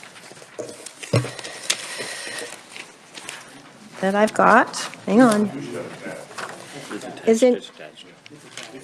Okay. Thank you.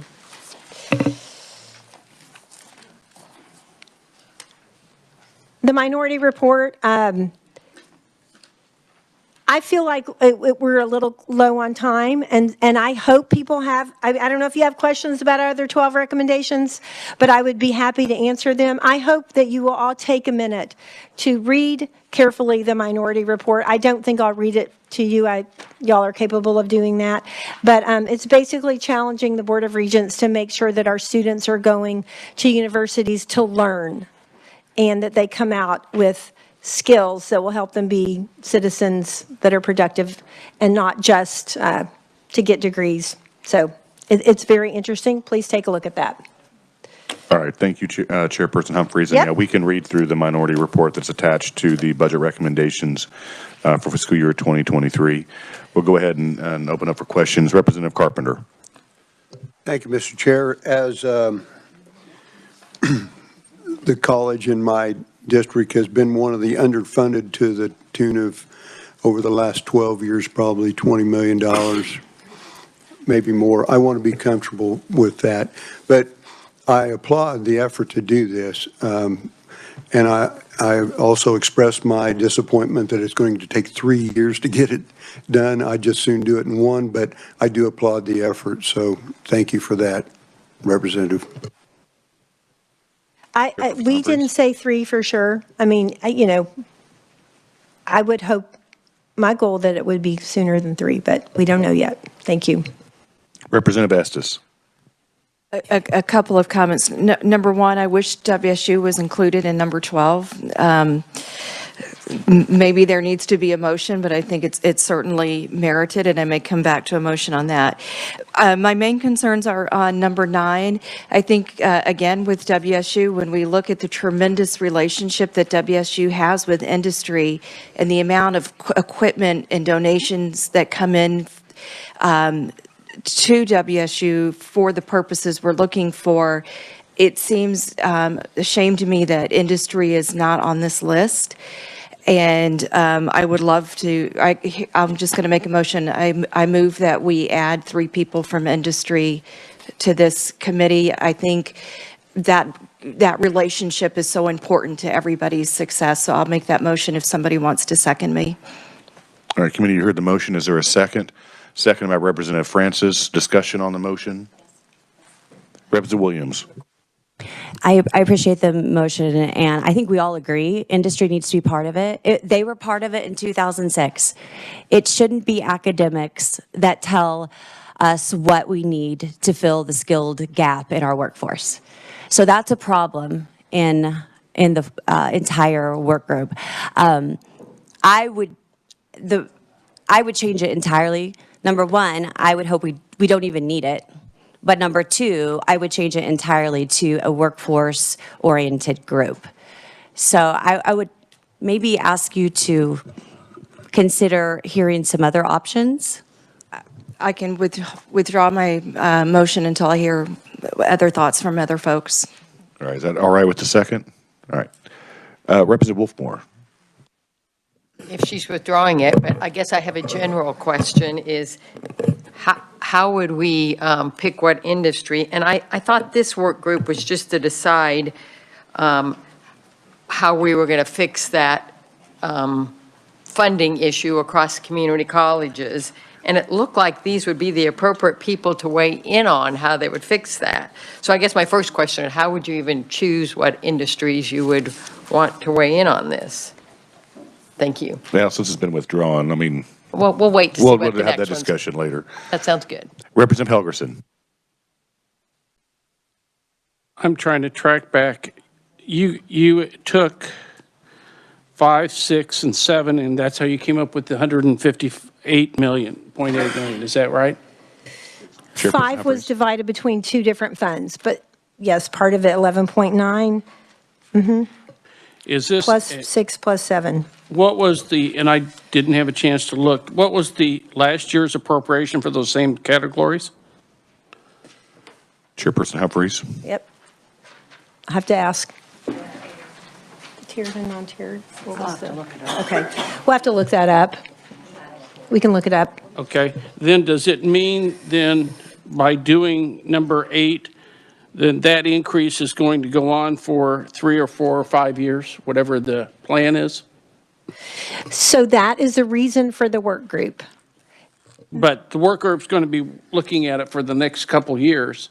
So I'm assuming that if it's an increase in an operating grants, that those increases will occur this year, next year, and enhanced on top of it.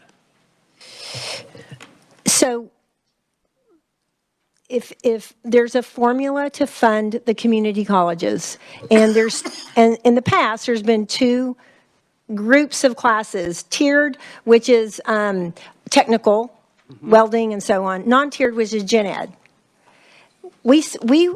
I think the anticipation is we keep that same funding formula. So the amount varies every year according to how many students take which classes. The tiered, the technical classes are more expensive because of materials and things. So it varies every year according to how many students, enrollment, what classes are offered. So right now, we're just doing this for 1 year, this 2-year college operating grant, with the intention of coming back and reporting to this body before session starts next year on what do we intend to do, how do we intend to close the gap and make sure WSU and those other underfunded technical schools are not underfunded anymore. How are we going to get to the point where they are funded? So it's going to vary every year. So this is for one time, but with the intention of figuring it out from now on. I can't really.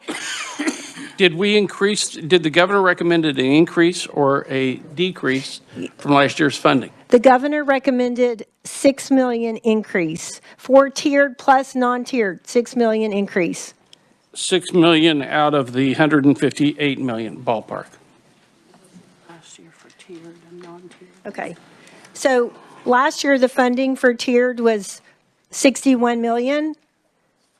Last year, the funding for non-tiered was $80 million. This year, the governor asked for $6 million extra. And what we decided to do was combine those tiered and non-tiered, each school combined. Go ahead and add that, Governor, $6 million. That is also in here.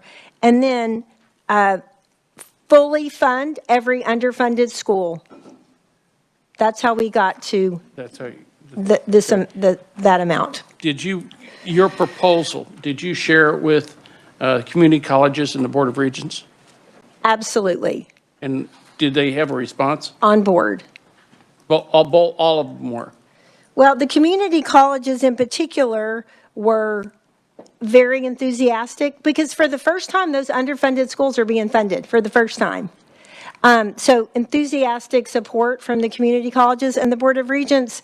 This doesn't affect them as much because it's almost, I'm probably the wrong term, pass-through money that they're sending on to the community colleges. But they all understood, and when they sat in my office and we talked about it, they were on board. Okay. And, no, that's enough. Thank you very much. Representative Tarwater. Sure. Let's pass that out. Thank you, Mr. Chairman. I've got a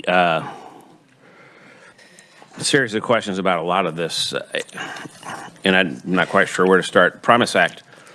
Can you tell us how many students are participating in the Promise Act at each one of these community colleges? No, I can't. The Promise Act, we didn't talk about. Okay, the reason I ask is you've got in here a couple of times increases in funds for scholarships, but we have $10 million out there right now, and that's to go up by 1.5 times each year, how many are used, and that is free college tuition for these students. And I think that in of itself takes care of a lot of these increases as far as for the underprivileged getting scholarships. So we're asking for $25 million in a case, but not even considering the additional dollars that we just spent for the Promise Act, which is free tuition for any kid that wants to go to school. And so the Promise Act was in statute, is that Yes. right? Yeah, Yes, so it is. that's different than this appropriations process. But right now, the comprehensive grant there's never enough money for every application. Every year, there's what we have available in the comprehensive grant and how many students apply. We're way short every year.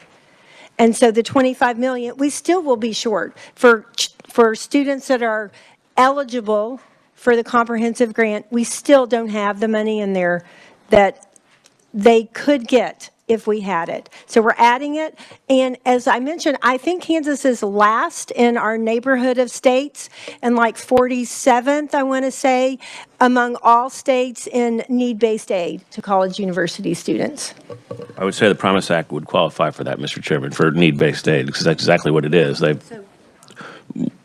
So we can have that discussion at Omnibus.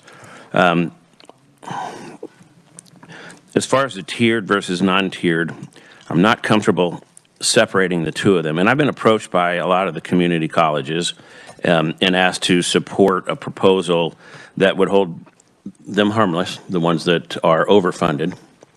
And I agree that it would probably be devastating to just pull the rug out from underneath them. However, I believe that this two-tiered system was created for a purpose.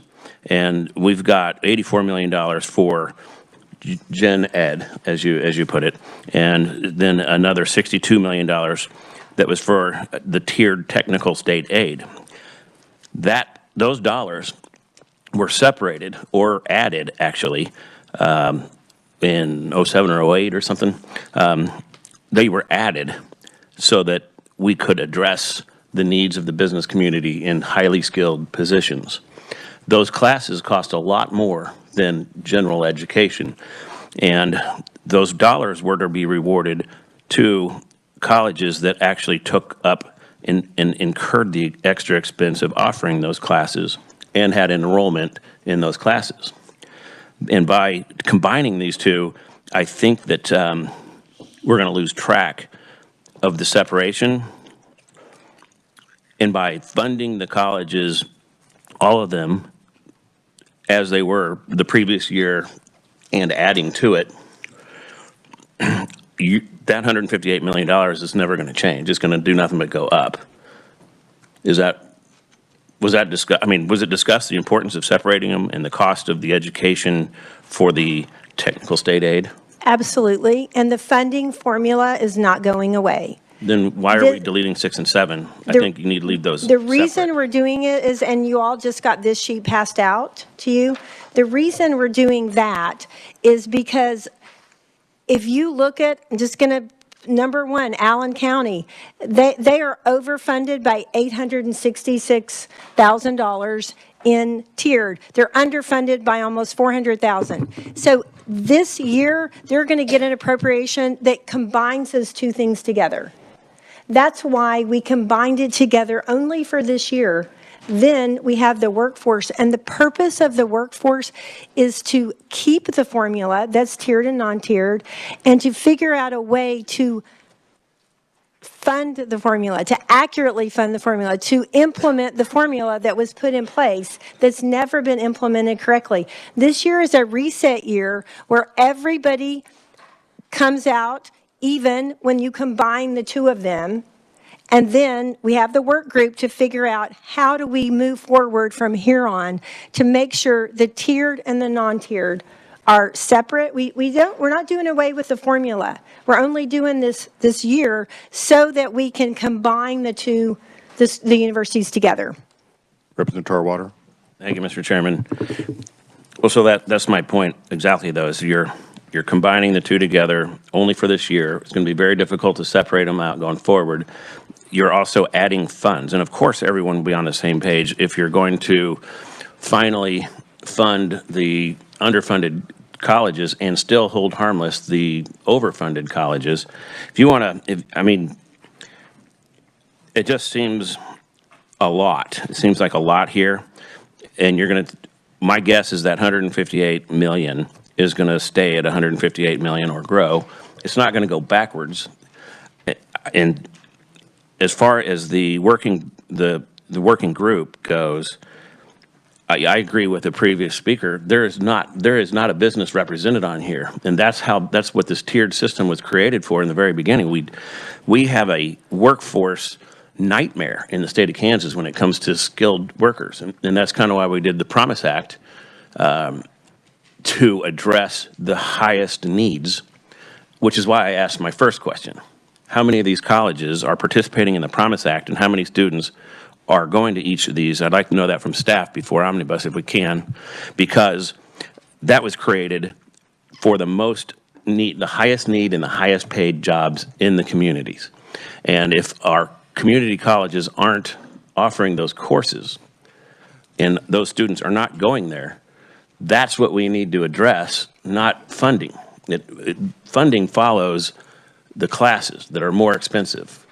We have disregarded that for the last 10 years or 12 years, not sure, and went ahead and said, okay, well, we did this study already, and we do have a business community that weighs in every year on what the jobs need to be, and we do have these needs, and we will fund you extra for these classes if you offer them, and if you don't offer them, you don't get the funding. They don't offer them, and we still give them the funding. And so while I was in agreement to keep the funding level this year, because that would be devastating, I'd like to see it go away and let them, and if they don't offer the classes, they don't get it. I get a little emotional about this because Kansas has a workforce nightmare right now, and we've got to address it, and we're not addressing it by saying, okay, everything's fine, you still get the money that you always got, even though you didn't address the need that we requested. Chairperson Humphries. We're in 100% agreement. What we're not in agreement on is how's the best way to get there. 100% agreement. Okay, first, there's been a couple things that have been combined all together. You know, the 25 million, that's separate than the tiered and non-tiered. And the Promised Act goes to different types of students than the comprehensive grant. That's kind of a separate thing. Now, to talk about the tiered and non-tiered, the formula is not going away. We're not taking, that's statutory, we're not taking the formula away. We're still going to have the tiered and non-tiered to more adequately address our workforce shortage. It's not going away.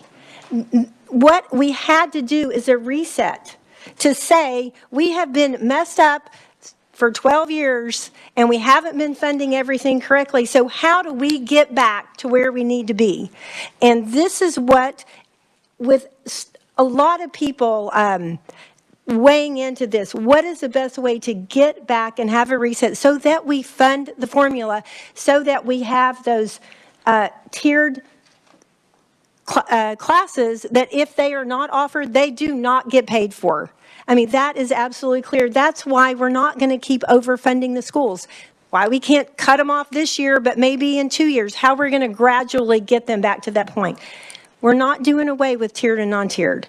I just want to make that clear. This is a one-time reset, 2-year college operating grant so that we can fund everybody the way they should be funded this year, have our working group that I want to talk about that and just, if I can in a second, and then figure out.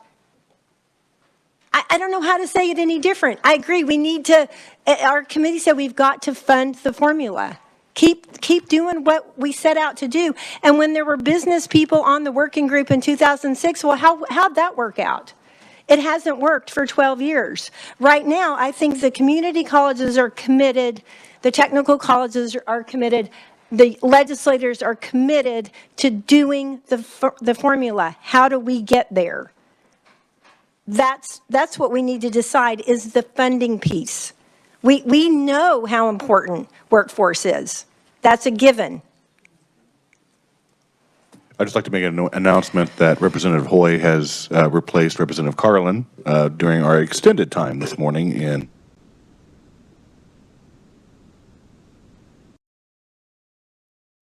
Thank you, Mr. Chairman. And I don't really know how to help this. There are no business people. How are you going to figure out the classes that cost more? How are you going to identify what the needs are? You've got nothing but academia on this Yeah. panel. If you want to change the formula, then set up a work group to change the formula. The formula is in place, and the workforce agreed to the formula in 2006 or 12 years ago. Great. If you don't like the formula, then let's set up a work group to change the formula. Business needs to be on that group.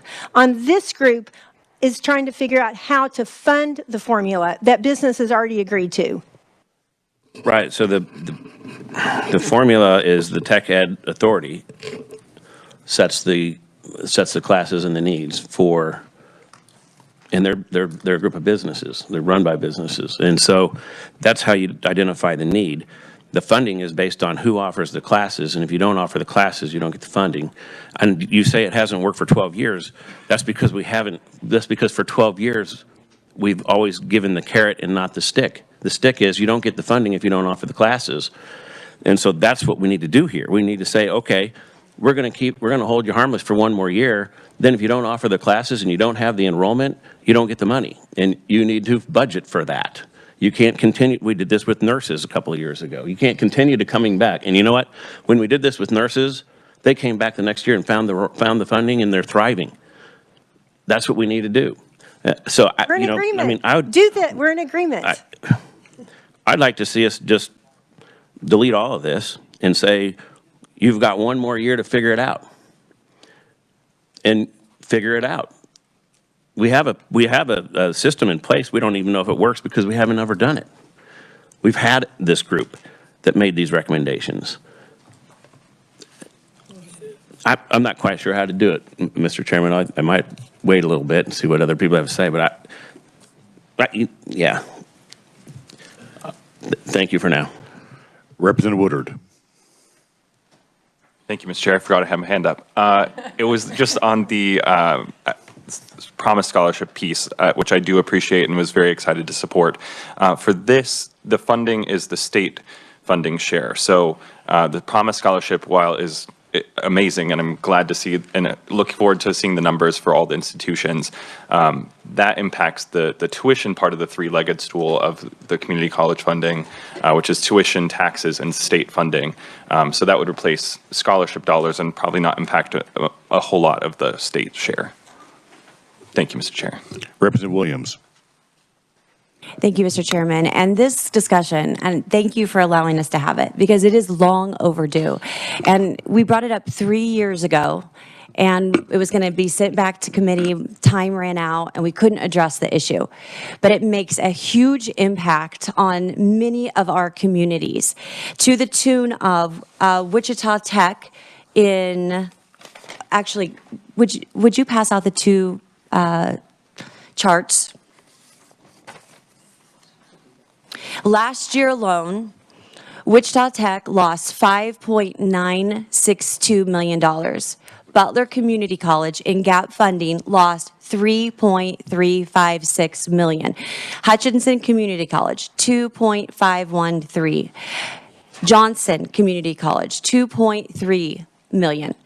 Barton Community College, $2.184. And you can go down the list, and then you find a list of schools that have not updated and have not modernized and have not changed their courses enough to change the gap. And so every year we're holding those schools harmless.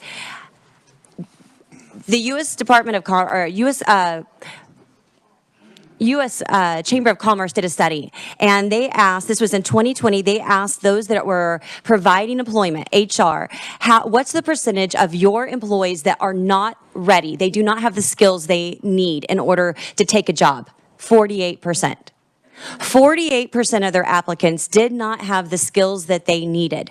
And so Kansas in 2006 said, let's fix this problem. We have this huge problem, aviation, and so let's put together a team. They put together the technical team. They brought businesses together, and they created that team in 2006 and came up with a plan.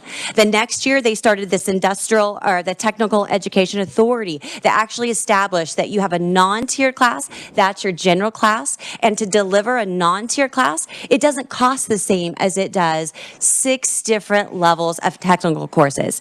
Let me give you an idea of what those technical courses might be.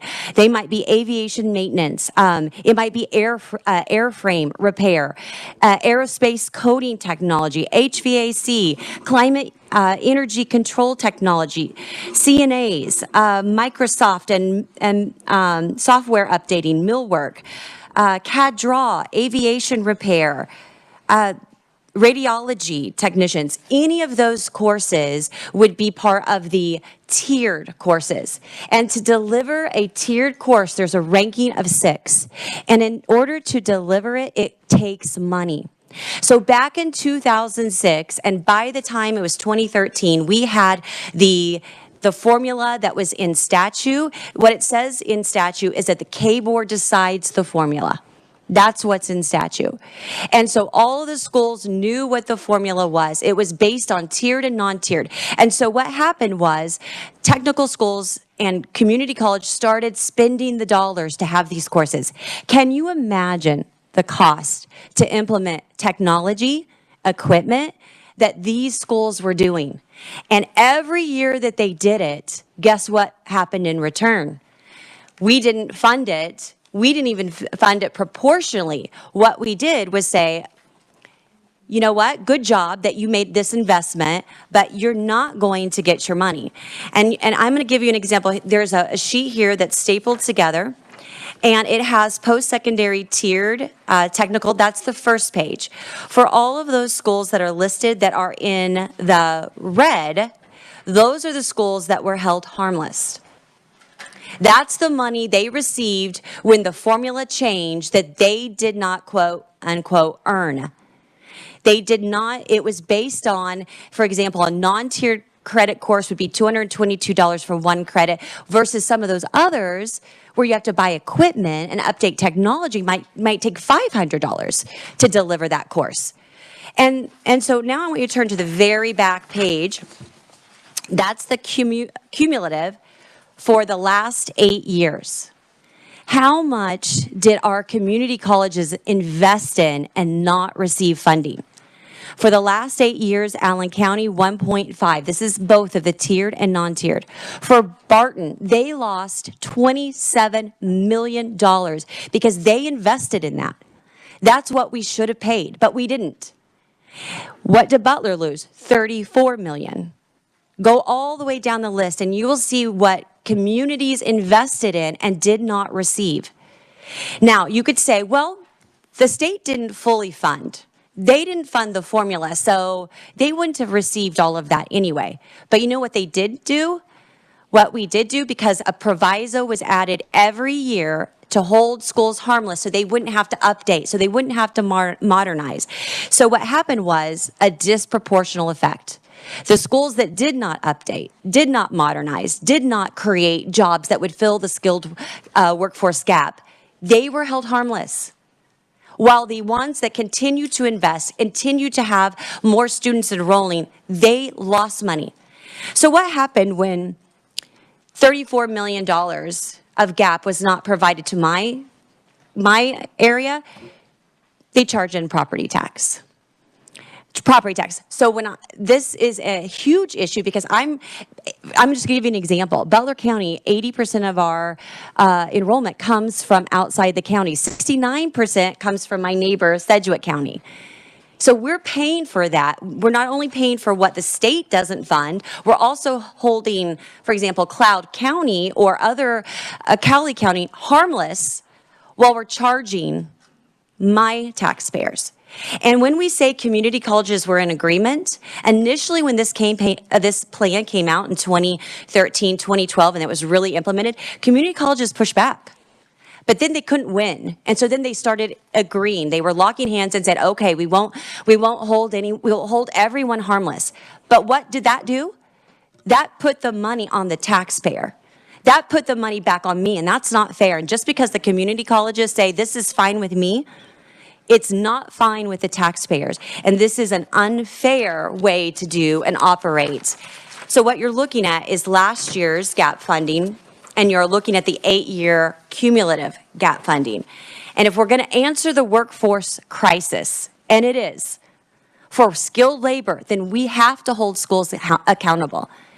And Mr. Chairman, at the appropriate time, I do have a motion. I think the time would be appropriate right now. Okay, Proviso 1. And honestly, I agree with Representative Tarwater. I don't know why number 9 is in there at all. If we're going to use the formula, then why do we need to talk about it? So, but if we're going to have a committee, let's make sure that it's workforce and make sure that they're at the table talking about what they need. Because I'll tell you what, we haven't listened. The state of Kansas hasn't listened for the last, 10, 15 years? And that's concerning. So rather than read the proviso, I'm going to give you an overview of what the proviso does. Because recognizing that we have a surplus of money this year, recognizing that finally, we're talking about it when it should have been done a long time ago. Because a lot of money is lost. No, and I have to say this, we're really concerned about holding certain community colleges or certain schools harmless, but we're not so concerned about the others that bore the burden, that paid the freight. So I have a problem with that. But what this does is it agrees with the chair of the higher ed and says, okay, let's hold them harmless for 2023. We have the money, let's do that. The next year, let's implement the formula. That gives them all of 2023, and then it gives them that next year to implement the formula. And I would also note that we do have a list of unencumbered fund cash reserves from the general fund for all the community colleges. And every college that would have to change and adapt, they have money to help them through. Pretty high cash balances. For example, KCK has $23 million in their general fund alone that could help them create the right classes that would fill the skills gap. So again, it has the proviso language has that we would fund it as the chairman asked, and then for the full funding for everyone, the first year, 2023, and then the second year, we implement the funding because we've been doing this for 15 years. 15 years. And then talking about it and then implemented in the legislature since 2013. And then finally, the last part of it is since there's a desire for a committee, let's have the committee be comprised of workforce. And you can do that simply by having legislators and workforce, and you can have one community college designee, one technical college designee, and one K board designee to be on that. So you would have it's comprised of 2 industry leaders from each of the 4 congressional districts like they did in 2006, as well as the president of the Senate or his designee, the chair of the Ways and Means or his designee, such as Representative Humphreys, minority leader of Senate or his designee, and or her designee, and the Speaker of the House designee, chair of appropriations or designee, minority leader and designee. So we get somebody from both sides and we allow industry to be part of it. So I will stand for questions. Actually, we need a second. A second by Representative Estes. Now discussion on the motion. So Representative Williams, isn't negating number 9 on the budget recommendation from the committee? Yes, it would substitute, replace number 9. All right, thank you. Discussion. Representative Kincannon. Thank you, Mr. Chairman. So I don't agree with, I do agree with a lot of the things that were just said, but I will take exception to the assessment that the schools that are overfunded are overfunded because they have not modernized and moved forward with the technology needed. For example, Cloud County is overfunded, but they have the only wind energy technician program in the country. In fact, they don't graduate because the industry grabs them after their first year and pays them, to leave school. I just want to point out that number 9, if you just read it adds language to establish a working group to create a plan to reduce tiered and non-tiered funding from those colleges who are currently overfunded. I don't see how people from the industry are necessary on that board, on that committee, to figure out how to bring those schools that are overfunded back in line. I've been hearing about this for the 10 years that I've been in the legislature, and I know that the schools that are overfunded are wanting to have this fixed. I mean, they're underfunded some years, and so they're willing to do this, but to yank the rug out from under them in 1 year is not fair. And so I'm in agreement with the original number 9 that would have a group that works together on how to bring those overfunded schools back in line, and at that point would reduce that $158 million. I think that's all I'll say right now. Thank you, Mr. Chair. Representative Woodard. Thank you, Mr. Chair. We had a lot of discussion about the working group in committee. I think the bulk of the time was whether or not, if we were on there, if we should get paid or not. But I think, I want to commend the chair on her hard work to come up with this plan to finally address this issue. And so that's the previous representative took the points I wanted to make. So I just want to say thank you for the hard work to get everyone on board with the original plan. So I'll have to oppose this amendment. Thank you, Mr. Chair. Representative Hoffman. Thank you, Mr. Chairman. I've got a couple of questions. One would be who would decide who the industry representatives are?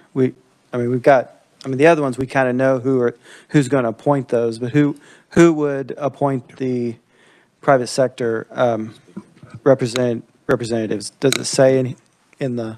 Because it doesn't say it in here. No, it did not specify that. So I would think that the K board could do that, or we could add language, and this doesn't say that in there, Jill. Okay, sorry.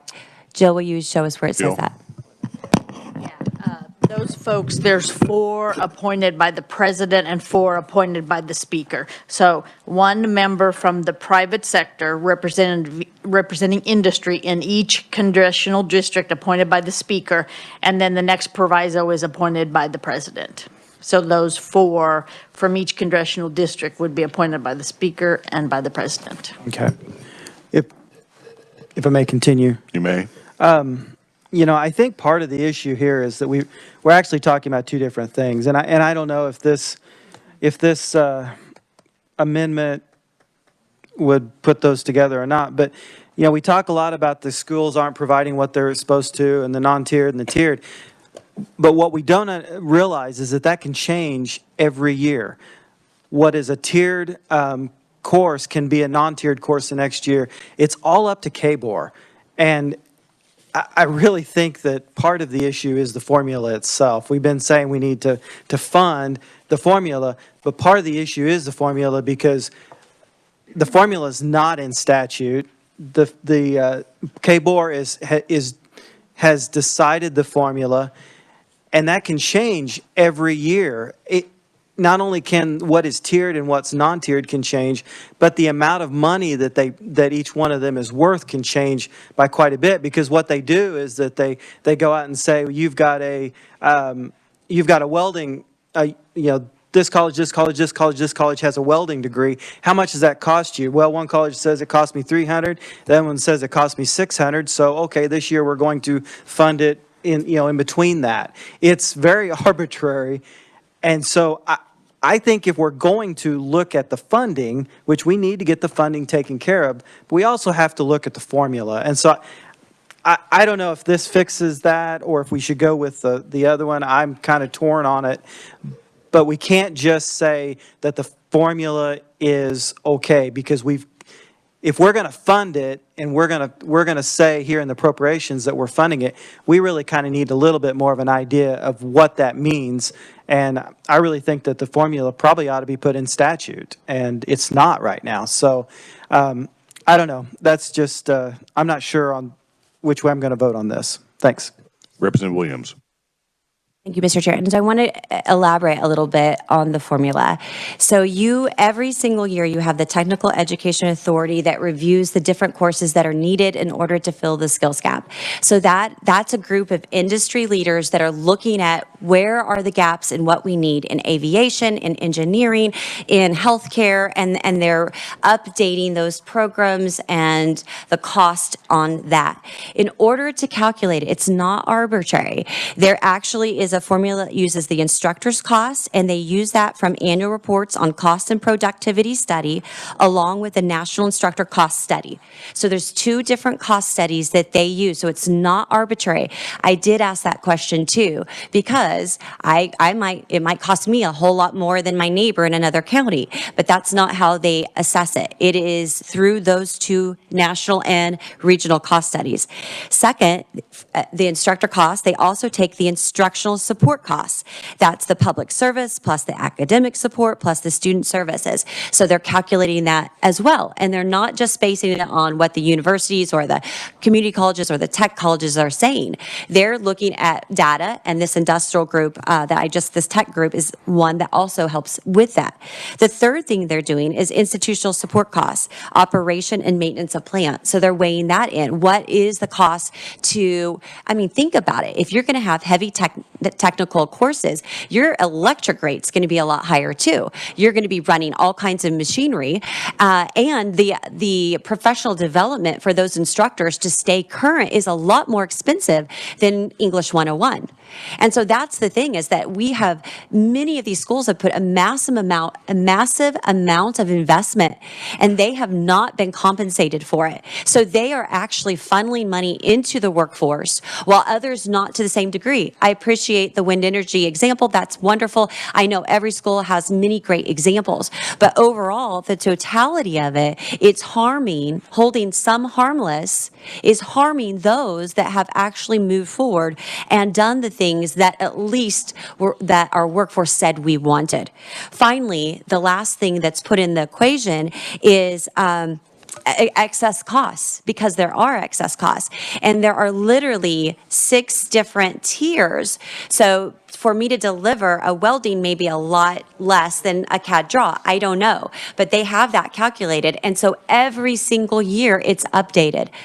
I want the committee to understand that, because it's not arbitrary. And on top of that, to help you understand how this process works, if I enroll at a community college and I take 15 hours, if I take 5 hours of general ed, that's going to be counted, for example, at that non-tiered cost. Let's say right now it's $222 per credit hour. But then I say the next 5 hours, I'm taking a technical class, and it's at level 2. So that may be at $329 an hour. And then let's say I take 5 more hours, not classes, that's 15 hours total. Those may be calculated at $520 an hour, because they're different costs to provide that education. And so that's all weighted in that particular student and what they cost what it costs to deploy their education, KBOR calculates. And every single community college and technical college works with KBOR, and they go through what they should get for their school. So if there's an error, that community college works directly with KBOR to fix the error. So there isn't an accounting issue. There isn't anything related to that. So again, this has been a process that has taken 15 years, and we've yet to fund it. And all I'm recommending is hold harmless for 1 year. Let's implement the formula the next year. And if we need a committee, let's make sure it's a group that is reflective of the workforce, so that the formula is not completely thrown out. Because now I'm hearing questions about the formula. Representative Francis. Thank you, Mr. Chairman. And thank you, Representative Williams, for your passion on this issue. I think we've got to understand something. All formulas are flawed. There's always winners and losers on any formula. I do have concerns with this formula. I mean, it was passed or came up with by KBOR off of some indicators that we told them to consider in 2006. It's never been considered good enough to make it through the appropriations process. So I think this formula may be flawed more than most. You know, as I was looking through this, I heard something about community colleges not doing their job, you know, not going forward with the future and having the right classes. You know, when I look at some of the ones that are some of the biggest losers on this, you know, there's technical colleges that are included in that. It's not just community colleges that are losers on this. So if our community colleges aren't modernizing, I think there's something different going on. I also looked at some of the things. If you're a border college, you're particularly hurt. Obviously, I represent a border community. One of the things that gets left out of this conversation is, as many of us know, and I'm sure Representative Williams alluded to it earlier, if we have a community college, we have a local mill levy that we all pay to support our school. If you have a technical school, you don't pay a local mill levy. Some of the difference in funding is technical schools get 2/3 of their cost from any student in or out of state. If you're a community college, you don't get any state funding for people out of state. So when we talk about doing away with this and making it one year fast, I mean, I think the community colleges have built their budgets, have built their plans based upon the fact that this formula was not going to be implemented. I know my community college, we talked about all of the excess funds that we have. Well, because of a bill that the legislature passed a number of years, we're having an abundance of our manufacturing plants in our area that are protesting their taxes because all of a sudden they see a loophole for some of their investments to be valued as equipment. You know, my community college said we have $4.6 million held in reserves in case we lose a lawsuit on valuation in our county. So again, when we talk about this thing, you know, again, we're wanting to institute this in a year right after the COVID numbers have hit different community colleges in different ways. Again, the state's never fully funded this. I don't think a slow glide path is a deal. It's not $158 million worth of new money, too. You know, I hope everybody understands that. It is an incremental amount to bring those communities whole that have been underfunded, and it's also an incremental amount so that the rest of our communities stay even until we can figure out a pathway forward. Thank you, Mr. Chairman. Representative Wolfmore.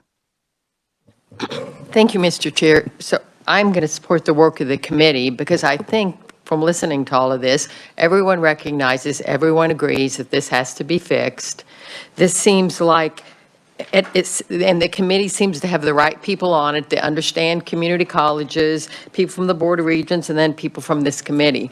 So it seems like we have the right group here to fix this, that will understand the community colleges, which ones have reserves, which ones don't, if it takes 1 or 2 years to phase this in, or 3, as you possibly said. So I am most concerned that in the process of fixing this for community colleges that have been underfunded, we also don't do something to the detriment of the other ones. I mean, the object of the game is to have community colleges be healthy. So it sounds like this is the right, the right path to get us where I think we all want to go. So I support the work of the committee. Thank you, Mr. Chair. Chairperson Humphreys. Thank you, Mr. Chairman.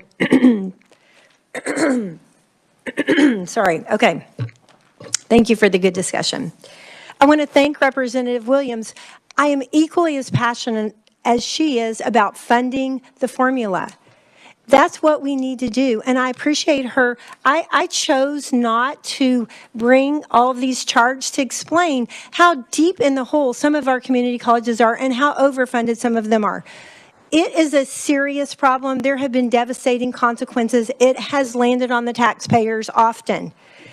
I'm equally passionate about getting it fixed. So that's why this year we're making sure every underfunded school is funded. Thank you. So nice. So, but and that 158 million, that's no money that we're adding. We're taking what was in non-tiered, we're taking what was in tiered, and we're taking part of that 15 million that was in the community colleges for special projects and adding it so that everyone is funded up to the top. No different money. And the community college took out gladly that 15 million in special projects so that we could do that, so that we could even everybody out. From what I understand, I think the formula, which was created in statute, but it is implemented by the technical authority, does so much work on it. They review it. KBOR, I'm hearing you like the formula. I don't know if that's true or not. Some people may like it, some don't. We know it's not perfect. If we want to change the formula, that is a different conversation. We need to look at that and change the formula, and industry absolutely should have a part in that. What we are trying to do in this committee is to say we've got to take the formula and fund it accurately to the penny the way it's supposed to be done. And the way to do that is to get the community colleges on board with us, get their input, but with also accountability with the rest, the other people on the committee, which I am committed to doing. That's the whole point. We want to get to the point where we fund the formula in as quickly as possible. And in my mind, we're funding everyone 2023. We cut it partway 24. We may be finished in 25. I'm just throwing that out. That's what the committee's for. But that is the way it could be done, and that's in 2 years. So I will oppose the amendment. I think what we're doing is about funding. I think industry should be on board if we're talking about changing the formula. So I would oppose the amendment. Thank you for the great discussion, everybody. Representative Estes. I'm going to support the amendment, and I think of industry as our customer. They pay they're a significant part of our tax base, our workforce, and if we're going to give them respect as a customer, and we have the Board of Regents creating a formula, we have to give them a seat at the table to talk about what to them as a customer is most important. And it's important for us to always have that good relationship with industry. We passed a huge bill this year to have a company come here.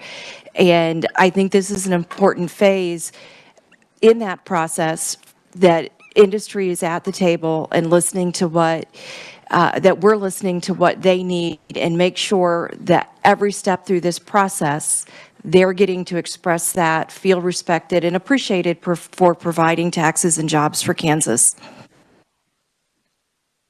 Representative Rogers. Thank you, Mr. Chair. I've been sitting here for the last hour and so listening. As a past chairman of this committee and still a member, I appreciate, the work of the amendment. None of this was presented to us in committee. I appreciate the process. And then a couple weeks ago, I made some statements in this committee that I had to kind of reevaluate, and that everything is important, but everything is kind of on the same equal tier. But I think as we look at this, we're looking at two separate issues. When we look at number 9, and I guess I am under the assumption, as a small business owner myself, that we would have 1 or 2 of these on this committee as industry or business leaders. So I think there's a lot of assumptions, and I think to have a committee not to oppose industry, and I would assume that probably these trustees would be business owners or industry folks that serve on those, and maybe the same thing of technical colleges, and I mean, this whole thing could be made up of industry people, really, other than maybe some of the legislators. We talk about the way we spend our money and doing things, and we can form paralysis by analysis. I thought this committee was big enough as it is. Now we're going to add 17 members of a committee that's making a recommendation to a budget committee, the legislature. That committee will go through its process and then come back to this committee in appropriations and decide what's going to happen. So I think we were, one, talking over each other this morning. I think the other thing is we went down 2 different roads. We could make the list of everything we agree on, but we don't want to be here another hour. So what I would suggest is thank the representative for the amendment, but I will not be supporting it. I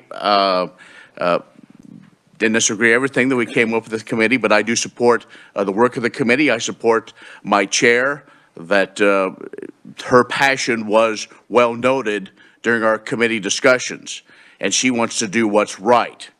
And so with that, Mr. Chairman, I would vote no on this amendment. Thank you. Representative Tarwater. Thank you, Mr. Chairman. I would like to commend the committee for the work on this. This is the first time that we've actually taken a deep dive into this, and I really appreciate exactly what you're trying to do. Night and day from the last several years, we're actually paying attention to this formula, recognizing that a lot of our community colleges are underfunded, recognizing that we need to try to figure out how to get the other colleges to the table and step it up. And if that's the intent of your committee, of the one that you're trying to put together, the first part of this amendment, I think, takes care of that, because it puts the formula back in place a year and a half. So you got the rest of this year and all of next year to budget for a possible reduction, or to figure out how to better come to the table and get the additional funding based on the tiered process. And so as far as the members of the committee go, if you look at number 9, the non-legislative members are all people that are part of this process, that have their hands out, that want the dollars, and as many of them as they can get. This substitute committee has representatives from the community colleges and the technical colleges, but it also has the business community in mind, which is key, because we want our students to be able to work for good companies with high-paying jobs and skilled positions, and the business community would be able to help show these community colleges that aren't receiving the proper funds what they need to do to get to the table so that they can train our future workforce. And so because of that, I think I'm gonna vote for this amendment. But I really do appreciate the fact that you guys took a deep dive into it, and it looks like you did a lot of hard work. I didn't mean to, in my earlier comments, discourage that at all. Thanks. Any further discussion on the amendment? Seeing none, Representative Williams, you may close. Thank you, Mr. Chair, and I appreciate the discussion. And we brought this up 3 years ago, and it was supposed to go back to a committee and reviewed, and I waited. And then last year, we got a little bit additional money for it. It's been a long time coming. I think that having it decided upon in 2006, added into statute by 2013, with that KBOR is going to establish the formula. And this is the first year I've heard anyone complain about the formula or say that it needs to be redone.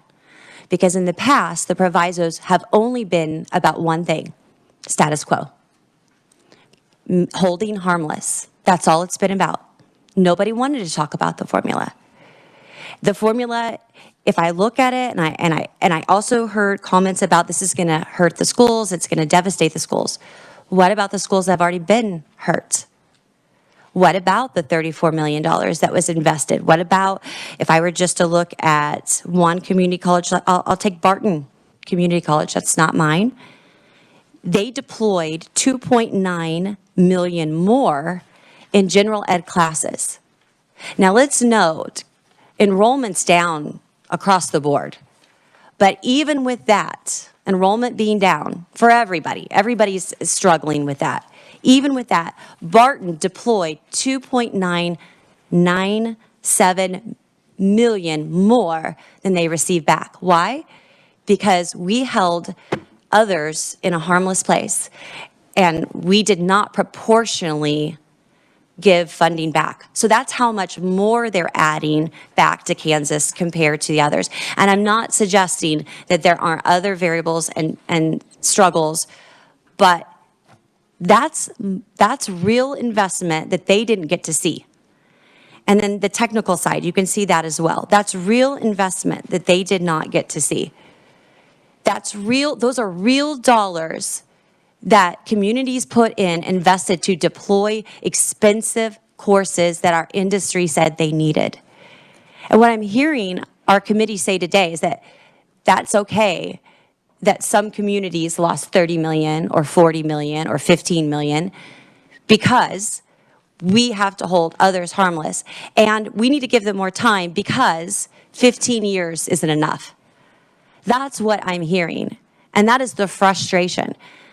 Because some of us in this committee room don't pay property tax for these community colleges, and some of us do. So therefore, whatever we don't fund, the rest of us do. It doesn't just magically go away. So I wanted to be clear on that. And that the intentions to fund the formula, if our intentions are to fund the formula, I don't even know why we need a committee, frankly, if the intentions are to fund the formula. So I understand. The only last thing I would say is that the Senate has a position. The House should have a different position. And I would hope our position, right now, if we do what the chairman is, suggesting, then that will be like the Senate's, and it will not be different. So with that, I close on my motion. All right, committee, you've heard the motion. All those in favor of the motion say aye. Aye. Opposed? No. The noes appear to have it. Division has been called. All those in favor, raise your right hand.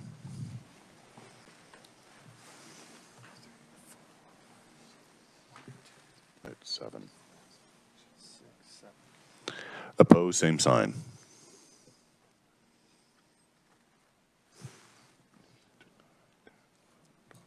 Motion fails on a vote from 7 to 12. And I would like to be recorded. Representative Williams recorded as a no vote. Anybody else wishes to have their vote recorded? Oh, she's a yes vote, sorry. And Representative Estes as well as a yes vote. Any further discussion? Representative Landwehr. Let's see if we can maybe approach it just a little bit different. We won't go into the full discussion. So I believe that we have proposed Amendment 2 out there somewhere. We got copies. If you'll hand those out. This here would create the committee that we just heard discussion about. Fully fund 2023, reduce by half 2024, full implementation of formula in 2025.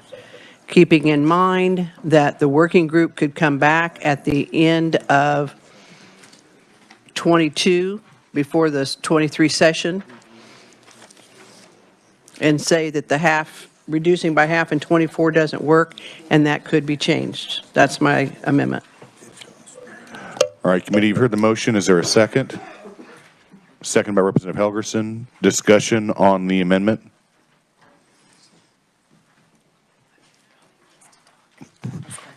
Representative Wolfmore.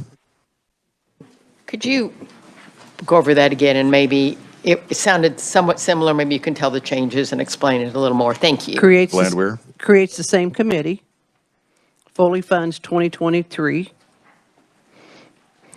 reduce 2024 by half, so we start the downslide, and then fully implement formula, get back to what the original intent was in 2025. Keeping in mind that this committee could come back before the 23 session and say the half in 2024 doesn't work. And they would be able to have the authority to change it, or not they have the authority, but they could bring their recommendation for us not to change it. Can I ask another question? Representative Wolfmore. So I think I got that. You said the committee that the previous representative outlined is in place in yours. Thank you. Any further discussion in regards to the motion? Seeing none? Representative Humphreys. I'm sorry. Thank you so much. I think this is super interesting. I like the suggestion of how to get there. I'm not opposed to this suggestion of how to get there. Of course, we know that I will oppose the amendment for the reason that this very well might be what the working group comes up with. I feel like that's where we're heading anyway. But I want to remind the committee that the working group is going to give a suggestion. We're going to make a report to the legislature before January 9th of 2023. It doesn't have teeth, but the purpose is to get the input from the community colleges, from the technical colleges, figure out how can we do this, make a report so that we can put it in statute, so that we can do the provisos, so however we choose is the right way to do it. But that is the purpose of the working group. And I'm not opposed to this way of getting there. I think that sounds great. I would take that back to the working group. I'm not opposed. I think that sounds good. And then, but the legislature can change anything in a year, as we all know. Then my next question is, we all agree that's the purpose, so why have a working group? You know, I think our purpose in having a working group was how are we going to get there to fund the formula? What's going to be the best way? What is the quickest way we can do it to make sure everyone is fully funded? I still like that approach better, and so I will oppose the amendment. I don't see the purpose of having a 17-member group, so I'll oppose the amendment. Thank you. Thank you. Any further discussion? Seeing none, Representative Landwehr, you may close. Thank you, Mr. Chairman. I understand the angst on 17 members, but I also, as a person that's chaired the Mental Health Modernization Committee, also recognize and understand the importance of the business community being at this table, and they're not. When this was originally done, the business people were at the table. And those business people are the ones asking for what needs to be trained. It's not funny, Representative, it really isn't. And when Representative Williams was talking about the taxpayers, she's talking about the taxpayers in her county.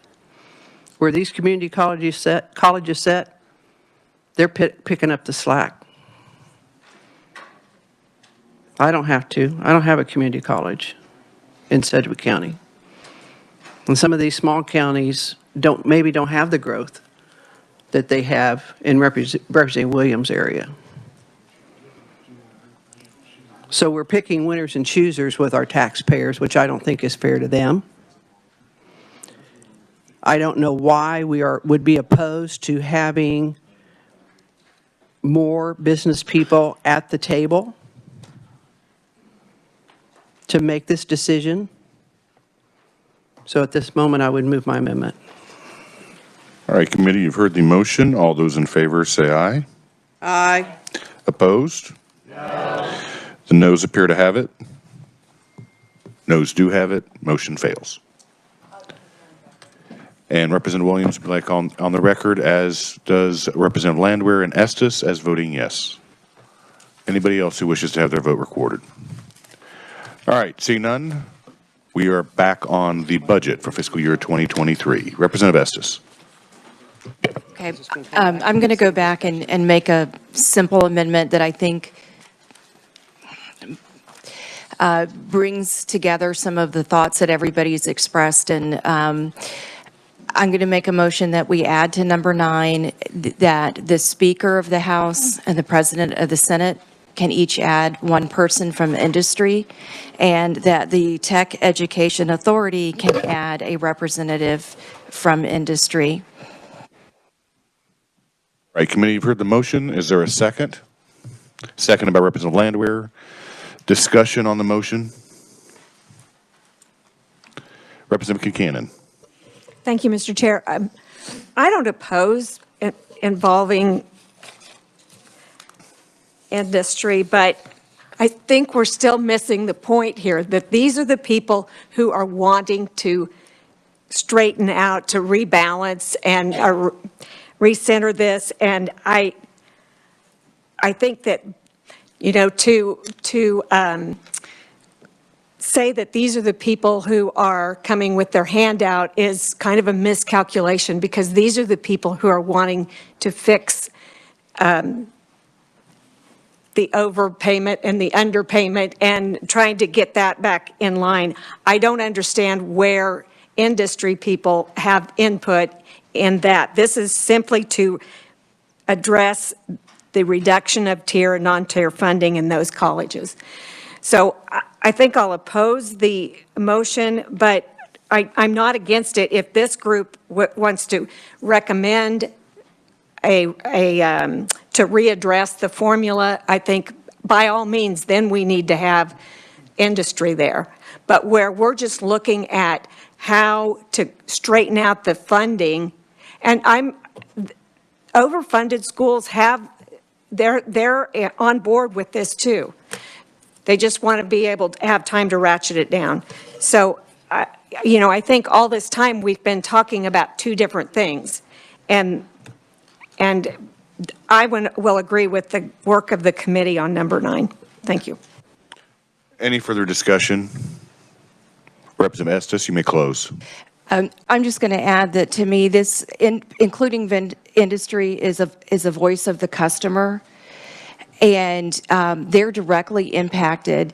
They're a taxpayer, and their tax, if some of these technical schools and community colleges were supposed to be adding classes that benefit them, and they weren't, I want to make sure that we give them the respect as a taxpayer, that we include them early and always in the process.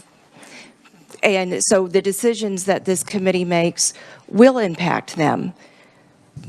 Certainly, I can see a conversation about the ratio of the tiered to the untiered, and I think they deserve a seat at that conversation. Move your motion. Sorry, Mr. Chairman, I moved my motion. All right, committee, you've heard the motion. All those in favor say aye. Opposed? No.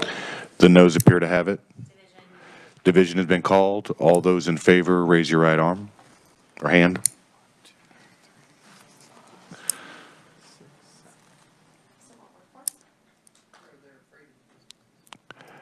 All opposed, same sign.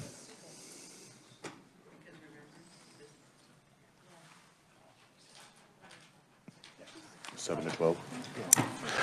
The motion fails on a vote from 7 to 12. We're back on the budget for fiscal year 2023. Representative Helgerson. 3, add $500,000 to Fort Hays State for operating expenditures for a cybersecurity initiative. Yep. Was that recommended by the Board of Regents? No, it wasn't. Was it presented to the Board of Regents? I'm not sure. I don't know about that. Okay. We had tried to say previously that we didn't start new programs. It goes back to some of the discussion we had about Emporia, and I think it was nurses. We wanted the Board of Regents to be the responsible party to make those reviews and then to make a recommendation to us. Here, we've jumped the Board of Regents process. Is there a reason why we did that? Fort Hays came with a very specific request with very compelling reason to start a cybersecurity initiative at their university, and our committee thought it was worth funding. Okay. Do you want to start that process where universities come directly to the appropriation committees and for adding new programs? Well, and actually, if I could interject right here, I mean, this is not a complete surprise to the Board of Regents, because when we had all the university presidents here and talking with this Appropriations Committee, I asked the question to President Mason of Fort Hays State University, and she explained the cybersecurity platform that they were having with Fort Hays State University. The Board of Regents was in attendance in that meeting. They've been aware of it. This is no surprise to the Board of Regents. And so obviously this was something that was included with Fort Hays State University's budget, and that's why Chairperson Humphrey's committee had looked at it. If I can continue? Yes. Normally, we have the Board of Regents make a recommendation and on any new programs. I understand that I heard the same thing that all this committee did.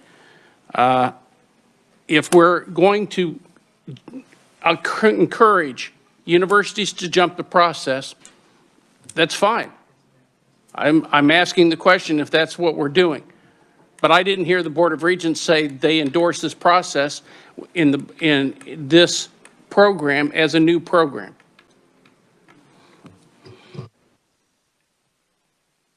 Chairperson Humphreys, do you have any?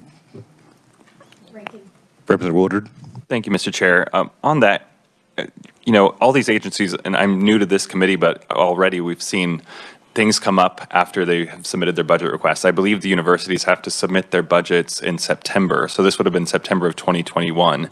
So anything after that that they want to include would have to be made to this body or our committee. And I believe the vote on this was unanimous. Thank you, Mr. Chair. Representative Williams. Okay, from what I understand is that KBOR is the one that is supposed to make this recommendation. Did they make this recommendation? No. Representative Humphreys. So what I also have been told is that KBOR did not know about this request and that they went around the process. Chairperson Humphreys. I don't think it was quiet. I don't think they snuck around KBOR for this request. They were quite open about it. I don't know if that's what you meant, but it came from Fort Hays State. Representative Landwehr. Thank you, Mr. Chairman. I mean, irregardless of who knew what when, and I understand the process of coming in September, and I understand that those additional changes, it's also one of the reasons that we see a lot of GBAs happen before we put together the final bill. And I think that if we allow this to happen today, I think that Representative Helgerson, and I don't like to agree with him too often, just because, that is right. We are going to open up a door that any of our universities can go around KBOR and come directly to us and have us fund these things. To me, it would make more sense, and I'll be happy to make the motion that we delete the number 3 and put that off to omnibus to give KBOR the opportunity to come back and make that recommendation at omnibus. All right, committee, you've heard the motion. Is there a second? Second by Representative Helgerson. Discussion on the motion. Is Representative Tarwater. Thank you, Mr. Chairman. On this program specifically, I had the opportunity to meet with the university. This particular program is a program where it fulfills a high-paying, high business need for sure. And it is put together in such a way where they are working with Kansas companies similar to how Wichita State does their innovation campus. And that gives them a job right out of college in Kansas for a Kansas company. It is a good program, and we do need to take a look at it. Going around the Board of Regents may not be a bad thing sometimes. They don't always seem to make the best decisions. I'd let the committee know that this is also in front of the Sparks subcommittee, and it's getting pretty good consideration there because it is a good program. And if there's any funds left, it might be considered. But the way we're spending the funds, the governor just spent another $160 million last week on child care, giving our current child care companies more money.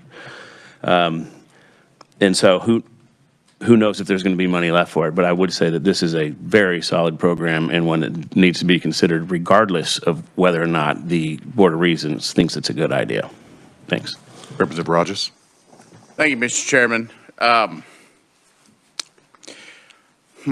I made this motion in committee to add this money. This program is one that works with our businesses. We've heard a lot of murmuring this morning, about who supports what. This is for small business. This helps in cybersecurity for small businesses. Earlier this year, in this committee, I believe, we approved something for one of our Regents institutions that I don't believe came through our committee. But when we talked about that discussion, we invited a couple of the other research institutions to come back with an idea for money of what they'd want to, do, because they didn't have a plan. Excuse me? Okay.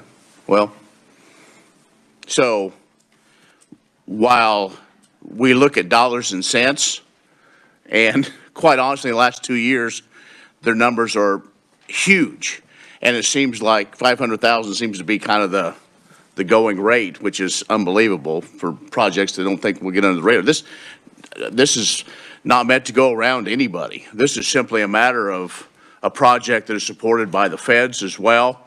And this is something that's creating, something for small businesses, creating these jobs that will be based here in Kansas. And so while I do appreciate, and I understand where you're coming from, Representative, and that's fine, but I think as we move forward, we've done others as well, and I would not support this motion. Any further discussion on the motion? Representative Helgerson. I hate to bring it up, but historically, what you had was the regents going around from legislator to committee to get their special programs introduced. It was believed that the process worked better if you had the Board of Regents collect and make whole recommendations, and then we make the funding decisions off of those recommendations. It is a way to give us a little bit of balance and perspective in the process. I don't disagree with this program. I disagree with the process. And once you start the process, you will have other universities start going this direction. Any further discussion? Seeing none, Representative Landwehr, you may close. Thank you, Mr. Chairman. And I'm not saying that this program is not worthy. I'm not saying that this program isn't the right thing to do. I'm not saying that at all. Because even if we agree with it today, we still got the budget process. And omnibus, we have the other process. This doesn't even go into effect until 23. So if we set this off until omnibus, this gives K-Board the opportunity to come back and make this recommendation to us, or for the university to come to us and explain why it didn't go through the K-Board process. Because the information that I'm receiving is that it didn't go through it at all. And that's a little bit disconcerting. And I think some of the other projects that we have seen, which has been on obviously a lot larger magnitude than this right here, did have K-Board discussions and had gone through the regular process. I just don't want us to set a bad precedent that we will come to great regret later. But I'm not ditching the program. Yeah, I've heard great things about it. I think it's probably the right thing to do, but just let them come back, or the governor comes in with a GBA, K-Board comes in with saying, hey, we want this and we support it, and then it happens at omnibus. I'm not saying get rid of the program, so I would move my amendment. All right, committee, you've heard the motion. All those in favor say aye. Aye. Opposed? No. The noes appear to have it. Division has been called. All those in favor, raise your right hand. 4, 5, 6, 9. Opposed, same sign.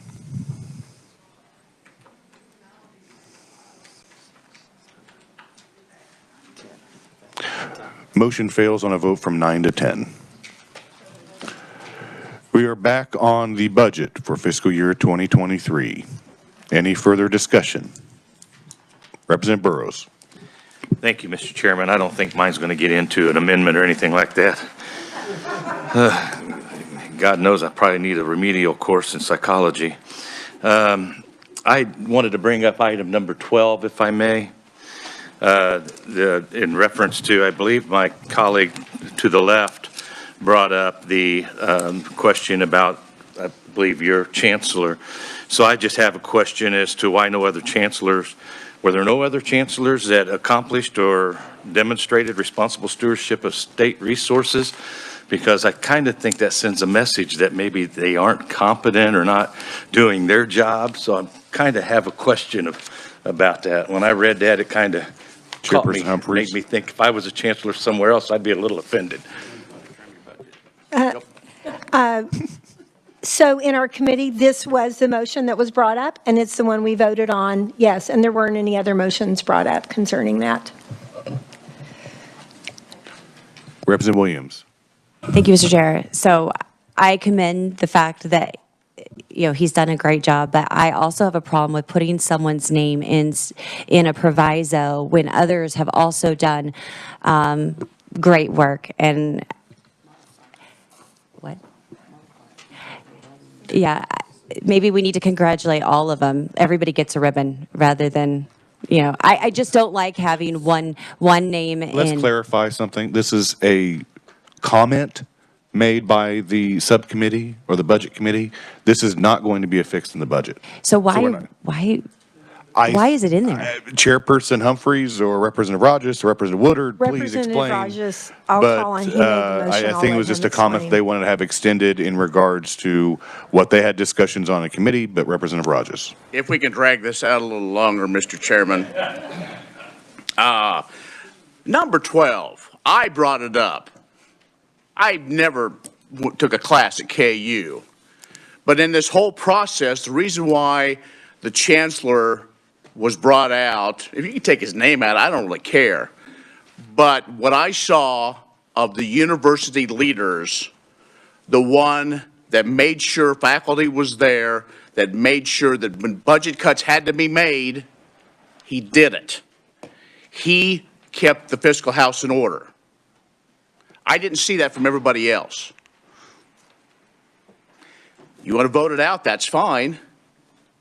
But that's why it was just him. Like last year, we did a couple of them for what they did. And so, but as I looked and reviewed, yes, yeah, absolutely, they all did a great job. Not discounting anyone else, but just knowing that when it come to all the uncertainty and everybody wringing their hands over what we're going to do, seemingly the University of Kansas made some tough calls. And that's all that is. Thank you, Mr. Chair.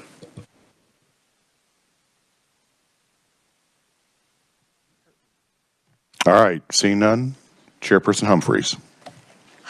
Thank you, Mr. Chairman. Thank you, committee, for the discussion. I am going to make one comment. I appreciate the robust discussion. I think it probably goes without saying, but I feel compelled that I have to say that industry drives the state. I am 100% behind business and industry, and any insinuation that I'm afraid of industry is wrong, and I don't appreciate that. I love industry. I'm here 90% of my life has been in industry and not education. Actually, the only time I've really been involved, except when I was in university, is the last 2 years when I've been the budget chair. And so I'm fighting to do the right thing in the higher ed budget, and that is to get our house in order with our community colleges. And I am all about industry having a piece if we decide to change the formula. They are a must. We need their input always. I know that goes without saying, but I just felt compelled. I had to say it. And with that, Mr. Chairman, I move the fiscal year 2022 and 23 higher ed budget to this committee as amended. All right, committee, you've heard the motion, seconded by Representative Woodard. All those in favor of the motion say aye. Aye. Opposed? No. The ayes appear to have it. The ayes do have it. Motion passes. Representative Landwehr and Representative Williams would like to be recorded as a no vote, and also Representative Helgerson. Any other recordings of vote? Representative Miller? I'd like to be recorded as not volunteering for this committee again. Well, I do have to say that your time spent here today is not over, because we do have a bill hearing that we're going to be going into right now so we can get caught up. So I apologize, Representative Miller, but you still have to be here for a little bit. We're going to go ahead and move on to the bill hearing for 2716, which is concerning the authorization of educational benefits for spouses and dependents of deceased, injured, or disabled public safety officers, employees, and certain deceased, injured, or disabled military personnel, prisoners of war, and definitions increasing the limitation of reimbursements to the Kansas educational institutions. So to give us a briefing on House Bill 2716, we'll have Jill give us a briefing on it. Jill? This might sound familiar to everyone because just last year in the 2021 session, House Bill 2094 was passed, and it amended an educational benefit program that was currently in statute to expand those eligible to receive a tuition and fee waiver at the universities. The bill expands the bill last year expanded who is eligible to enroll in a Kansas educational institution without charges and fees to include dependents or spouses of an injured or disabled public safety officer or military service member, or a dependent or spouse of a military service member who had at least an 80% service-connected disability as a result of injuries sustained in combat. The bill expanded who a public safety officer was to include any employee of a law enforcement officer, sheriff's department, municipal fire department, volunteer and non-volunteer, fire protection association, EMS, and correctional institutions. And then finally, the bill limited the amount of reimbursement to Kansas educational institutions to a total of $350,000 in any fiscal year. So fast forward to this year, what this bill does, 2716, is amends that program, and it would define the following terms for use by the Board of Regents in implementing this program. So you can see there, if you pull your bill out, we are defining accident, covered persons, fees, injured or disabled, injury, disability, intentional act of violence, nature of employment, and repetitive trauma. And I just note for you that even though public safety employee shows as new, it is just showing as new because we're putting it in alphabetical order. So that exact definition did not change. We are just putting it in alphabetical order. And then finally, what the final thing that the bill does is it increases the limitation on the amount of reimbursement to Kansas educational institutions from the previous total of $350,000 to $500,000 in any fiscal year. And I'd be pleased to stand for questions. All right, thank you, Jill. Committee, are there any questions for Jill? Representative Johnson. Thank you, and mine's actually brought up by the fiscal note, which I may or may not be reading correctly. It says that 2716 would also increase the annual limitation on reimbursement of educational benefits to a prisoner of war or a dependent spouse. I wasn't sure about that prisoner of war reference, and I am assuming it is the total. That even reads like it's an individual increase, and I wanted to make sure I understood how that was working. Jill? Yeah, sir, since a fiscal note is not mine, I hesitate, but regarding who the eligible persons for the benefits are, that category of folks has not changed. The only way it would change is based on the person's injury how it's defined, but that category of everybody who's the public safety employee has not changed. So I'm a little hesitant to say, but I think that just might be sort of a misstatement of how we would frame that. Yeah, thank you. Any other further questions for the reviser? All right, seeing none, thank you, Jill, and thank you for the explanation on House Bill 2716. We'll go ahead and move on to the testimony for House Bill 2716. And the only individual that I have that is going to be before us today providing us with verbal testimony is Natalie Yoza, the Associate General Counsel for the Board of Regents. Natalie, welcome to committee.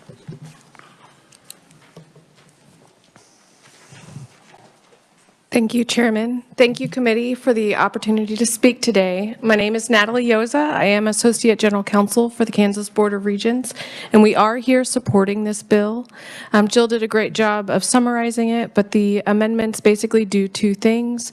The first thing that they do is that they update the definition of spouse to ensure that spouses of disabled and injured, as well as deceased, eligible public safety officers, military service members, and prisoners of war, which were in the original statute, are eligible. The second thing that it does is that it helps define injury and disability to make sure that we are able to implement this program as the legislature intended.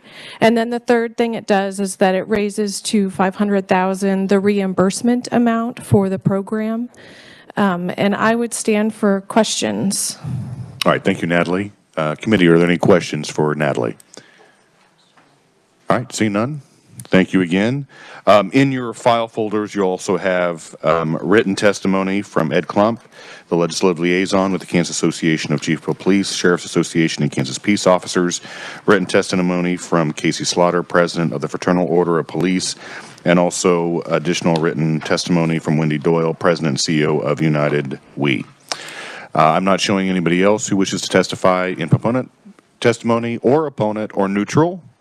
So if you wish to testify, here is your chance. All right, seeing none, I'm closing the hearing on House Bill 2716. All right, thank you, committee. Actually, we had a 3.5-hour meeting today, which was interesting. Tomorrow, we're going to be having Chairman Sutton, who is going to be providing his budget recommendations for us. And so I can say right now, Representative Miller, you may leave, because we are adjourned until 9 a.m. tomorrow morning.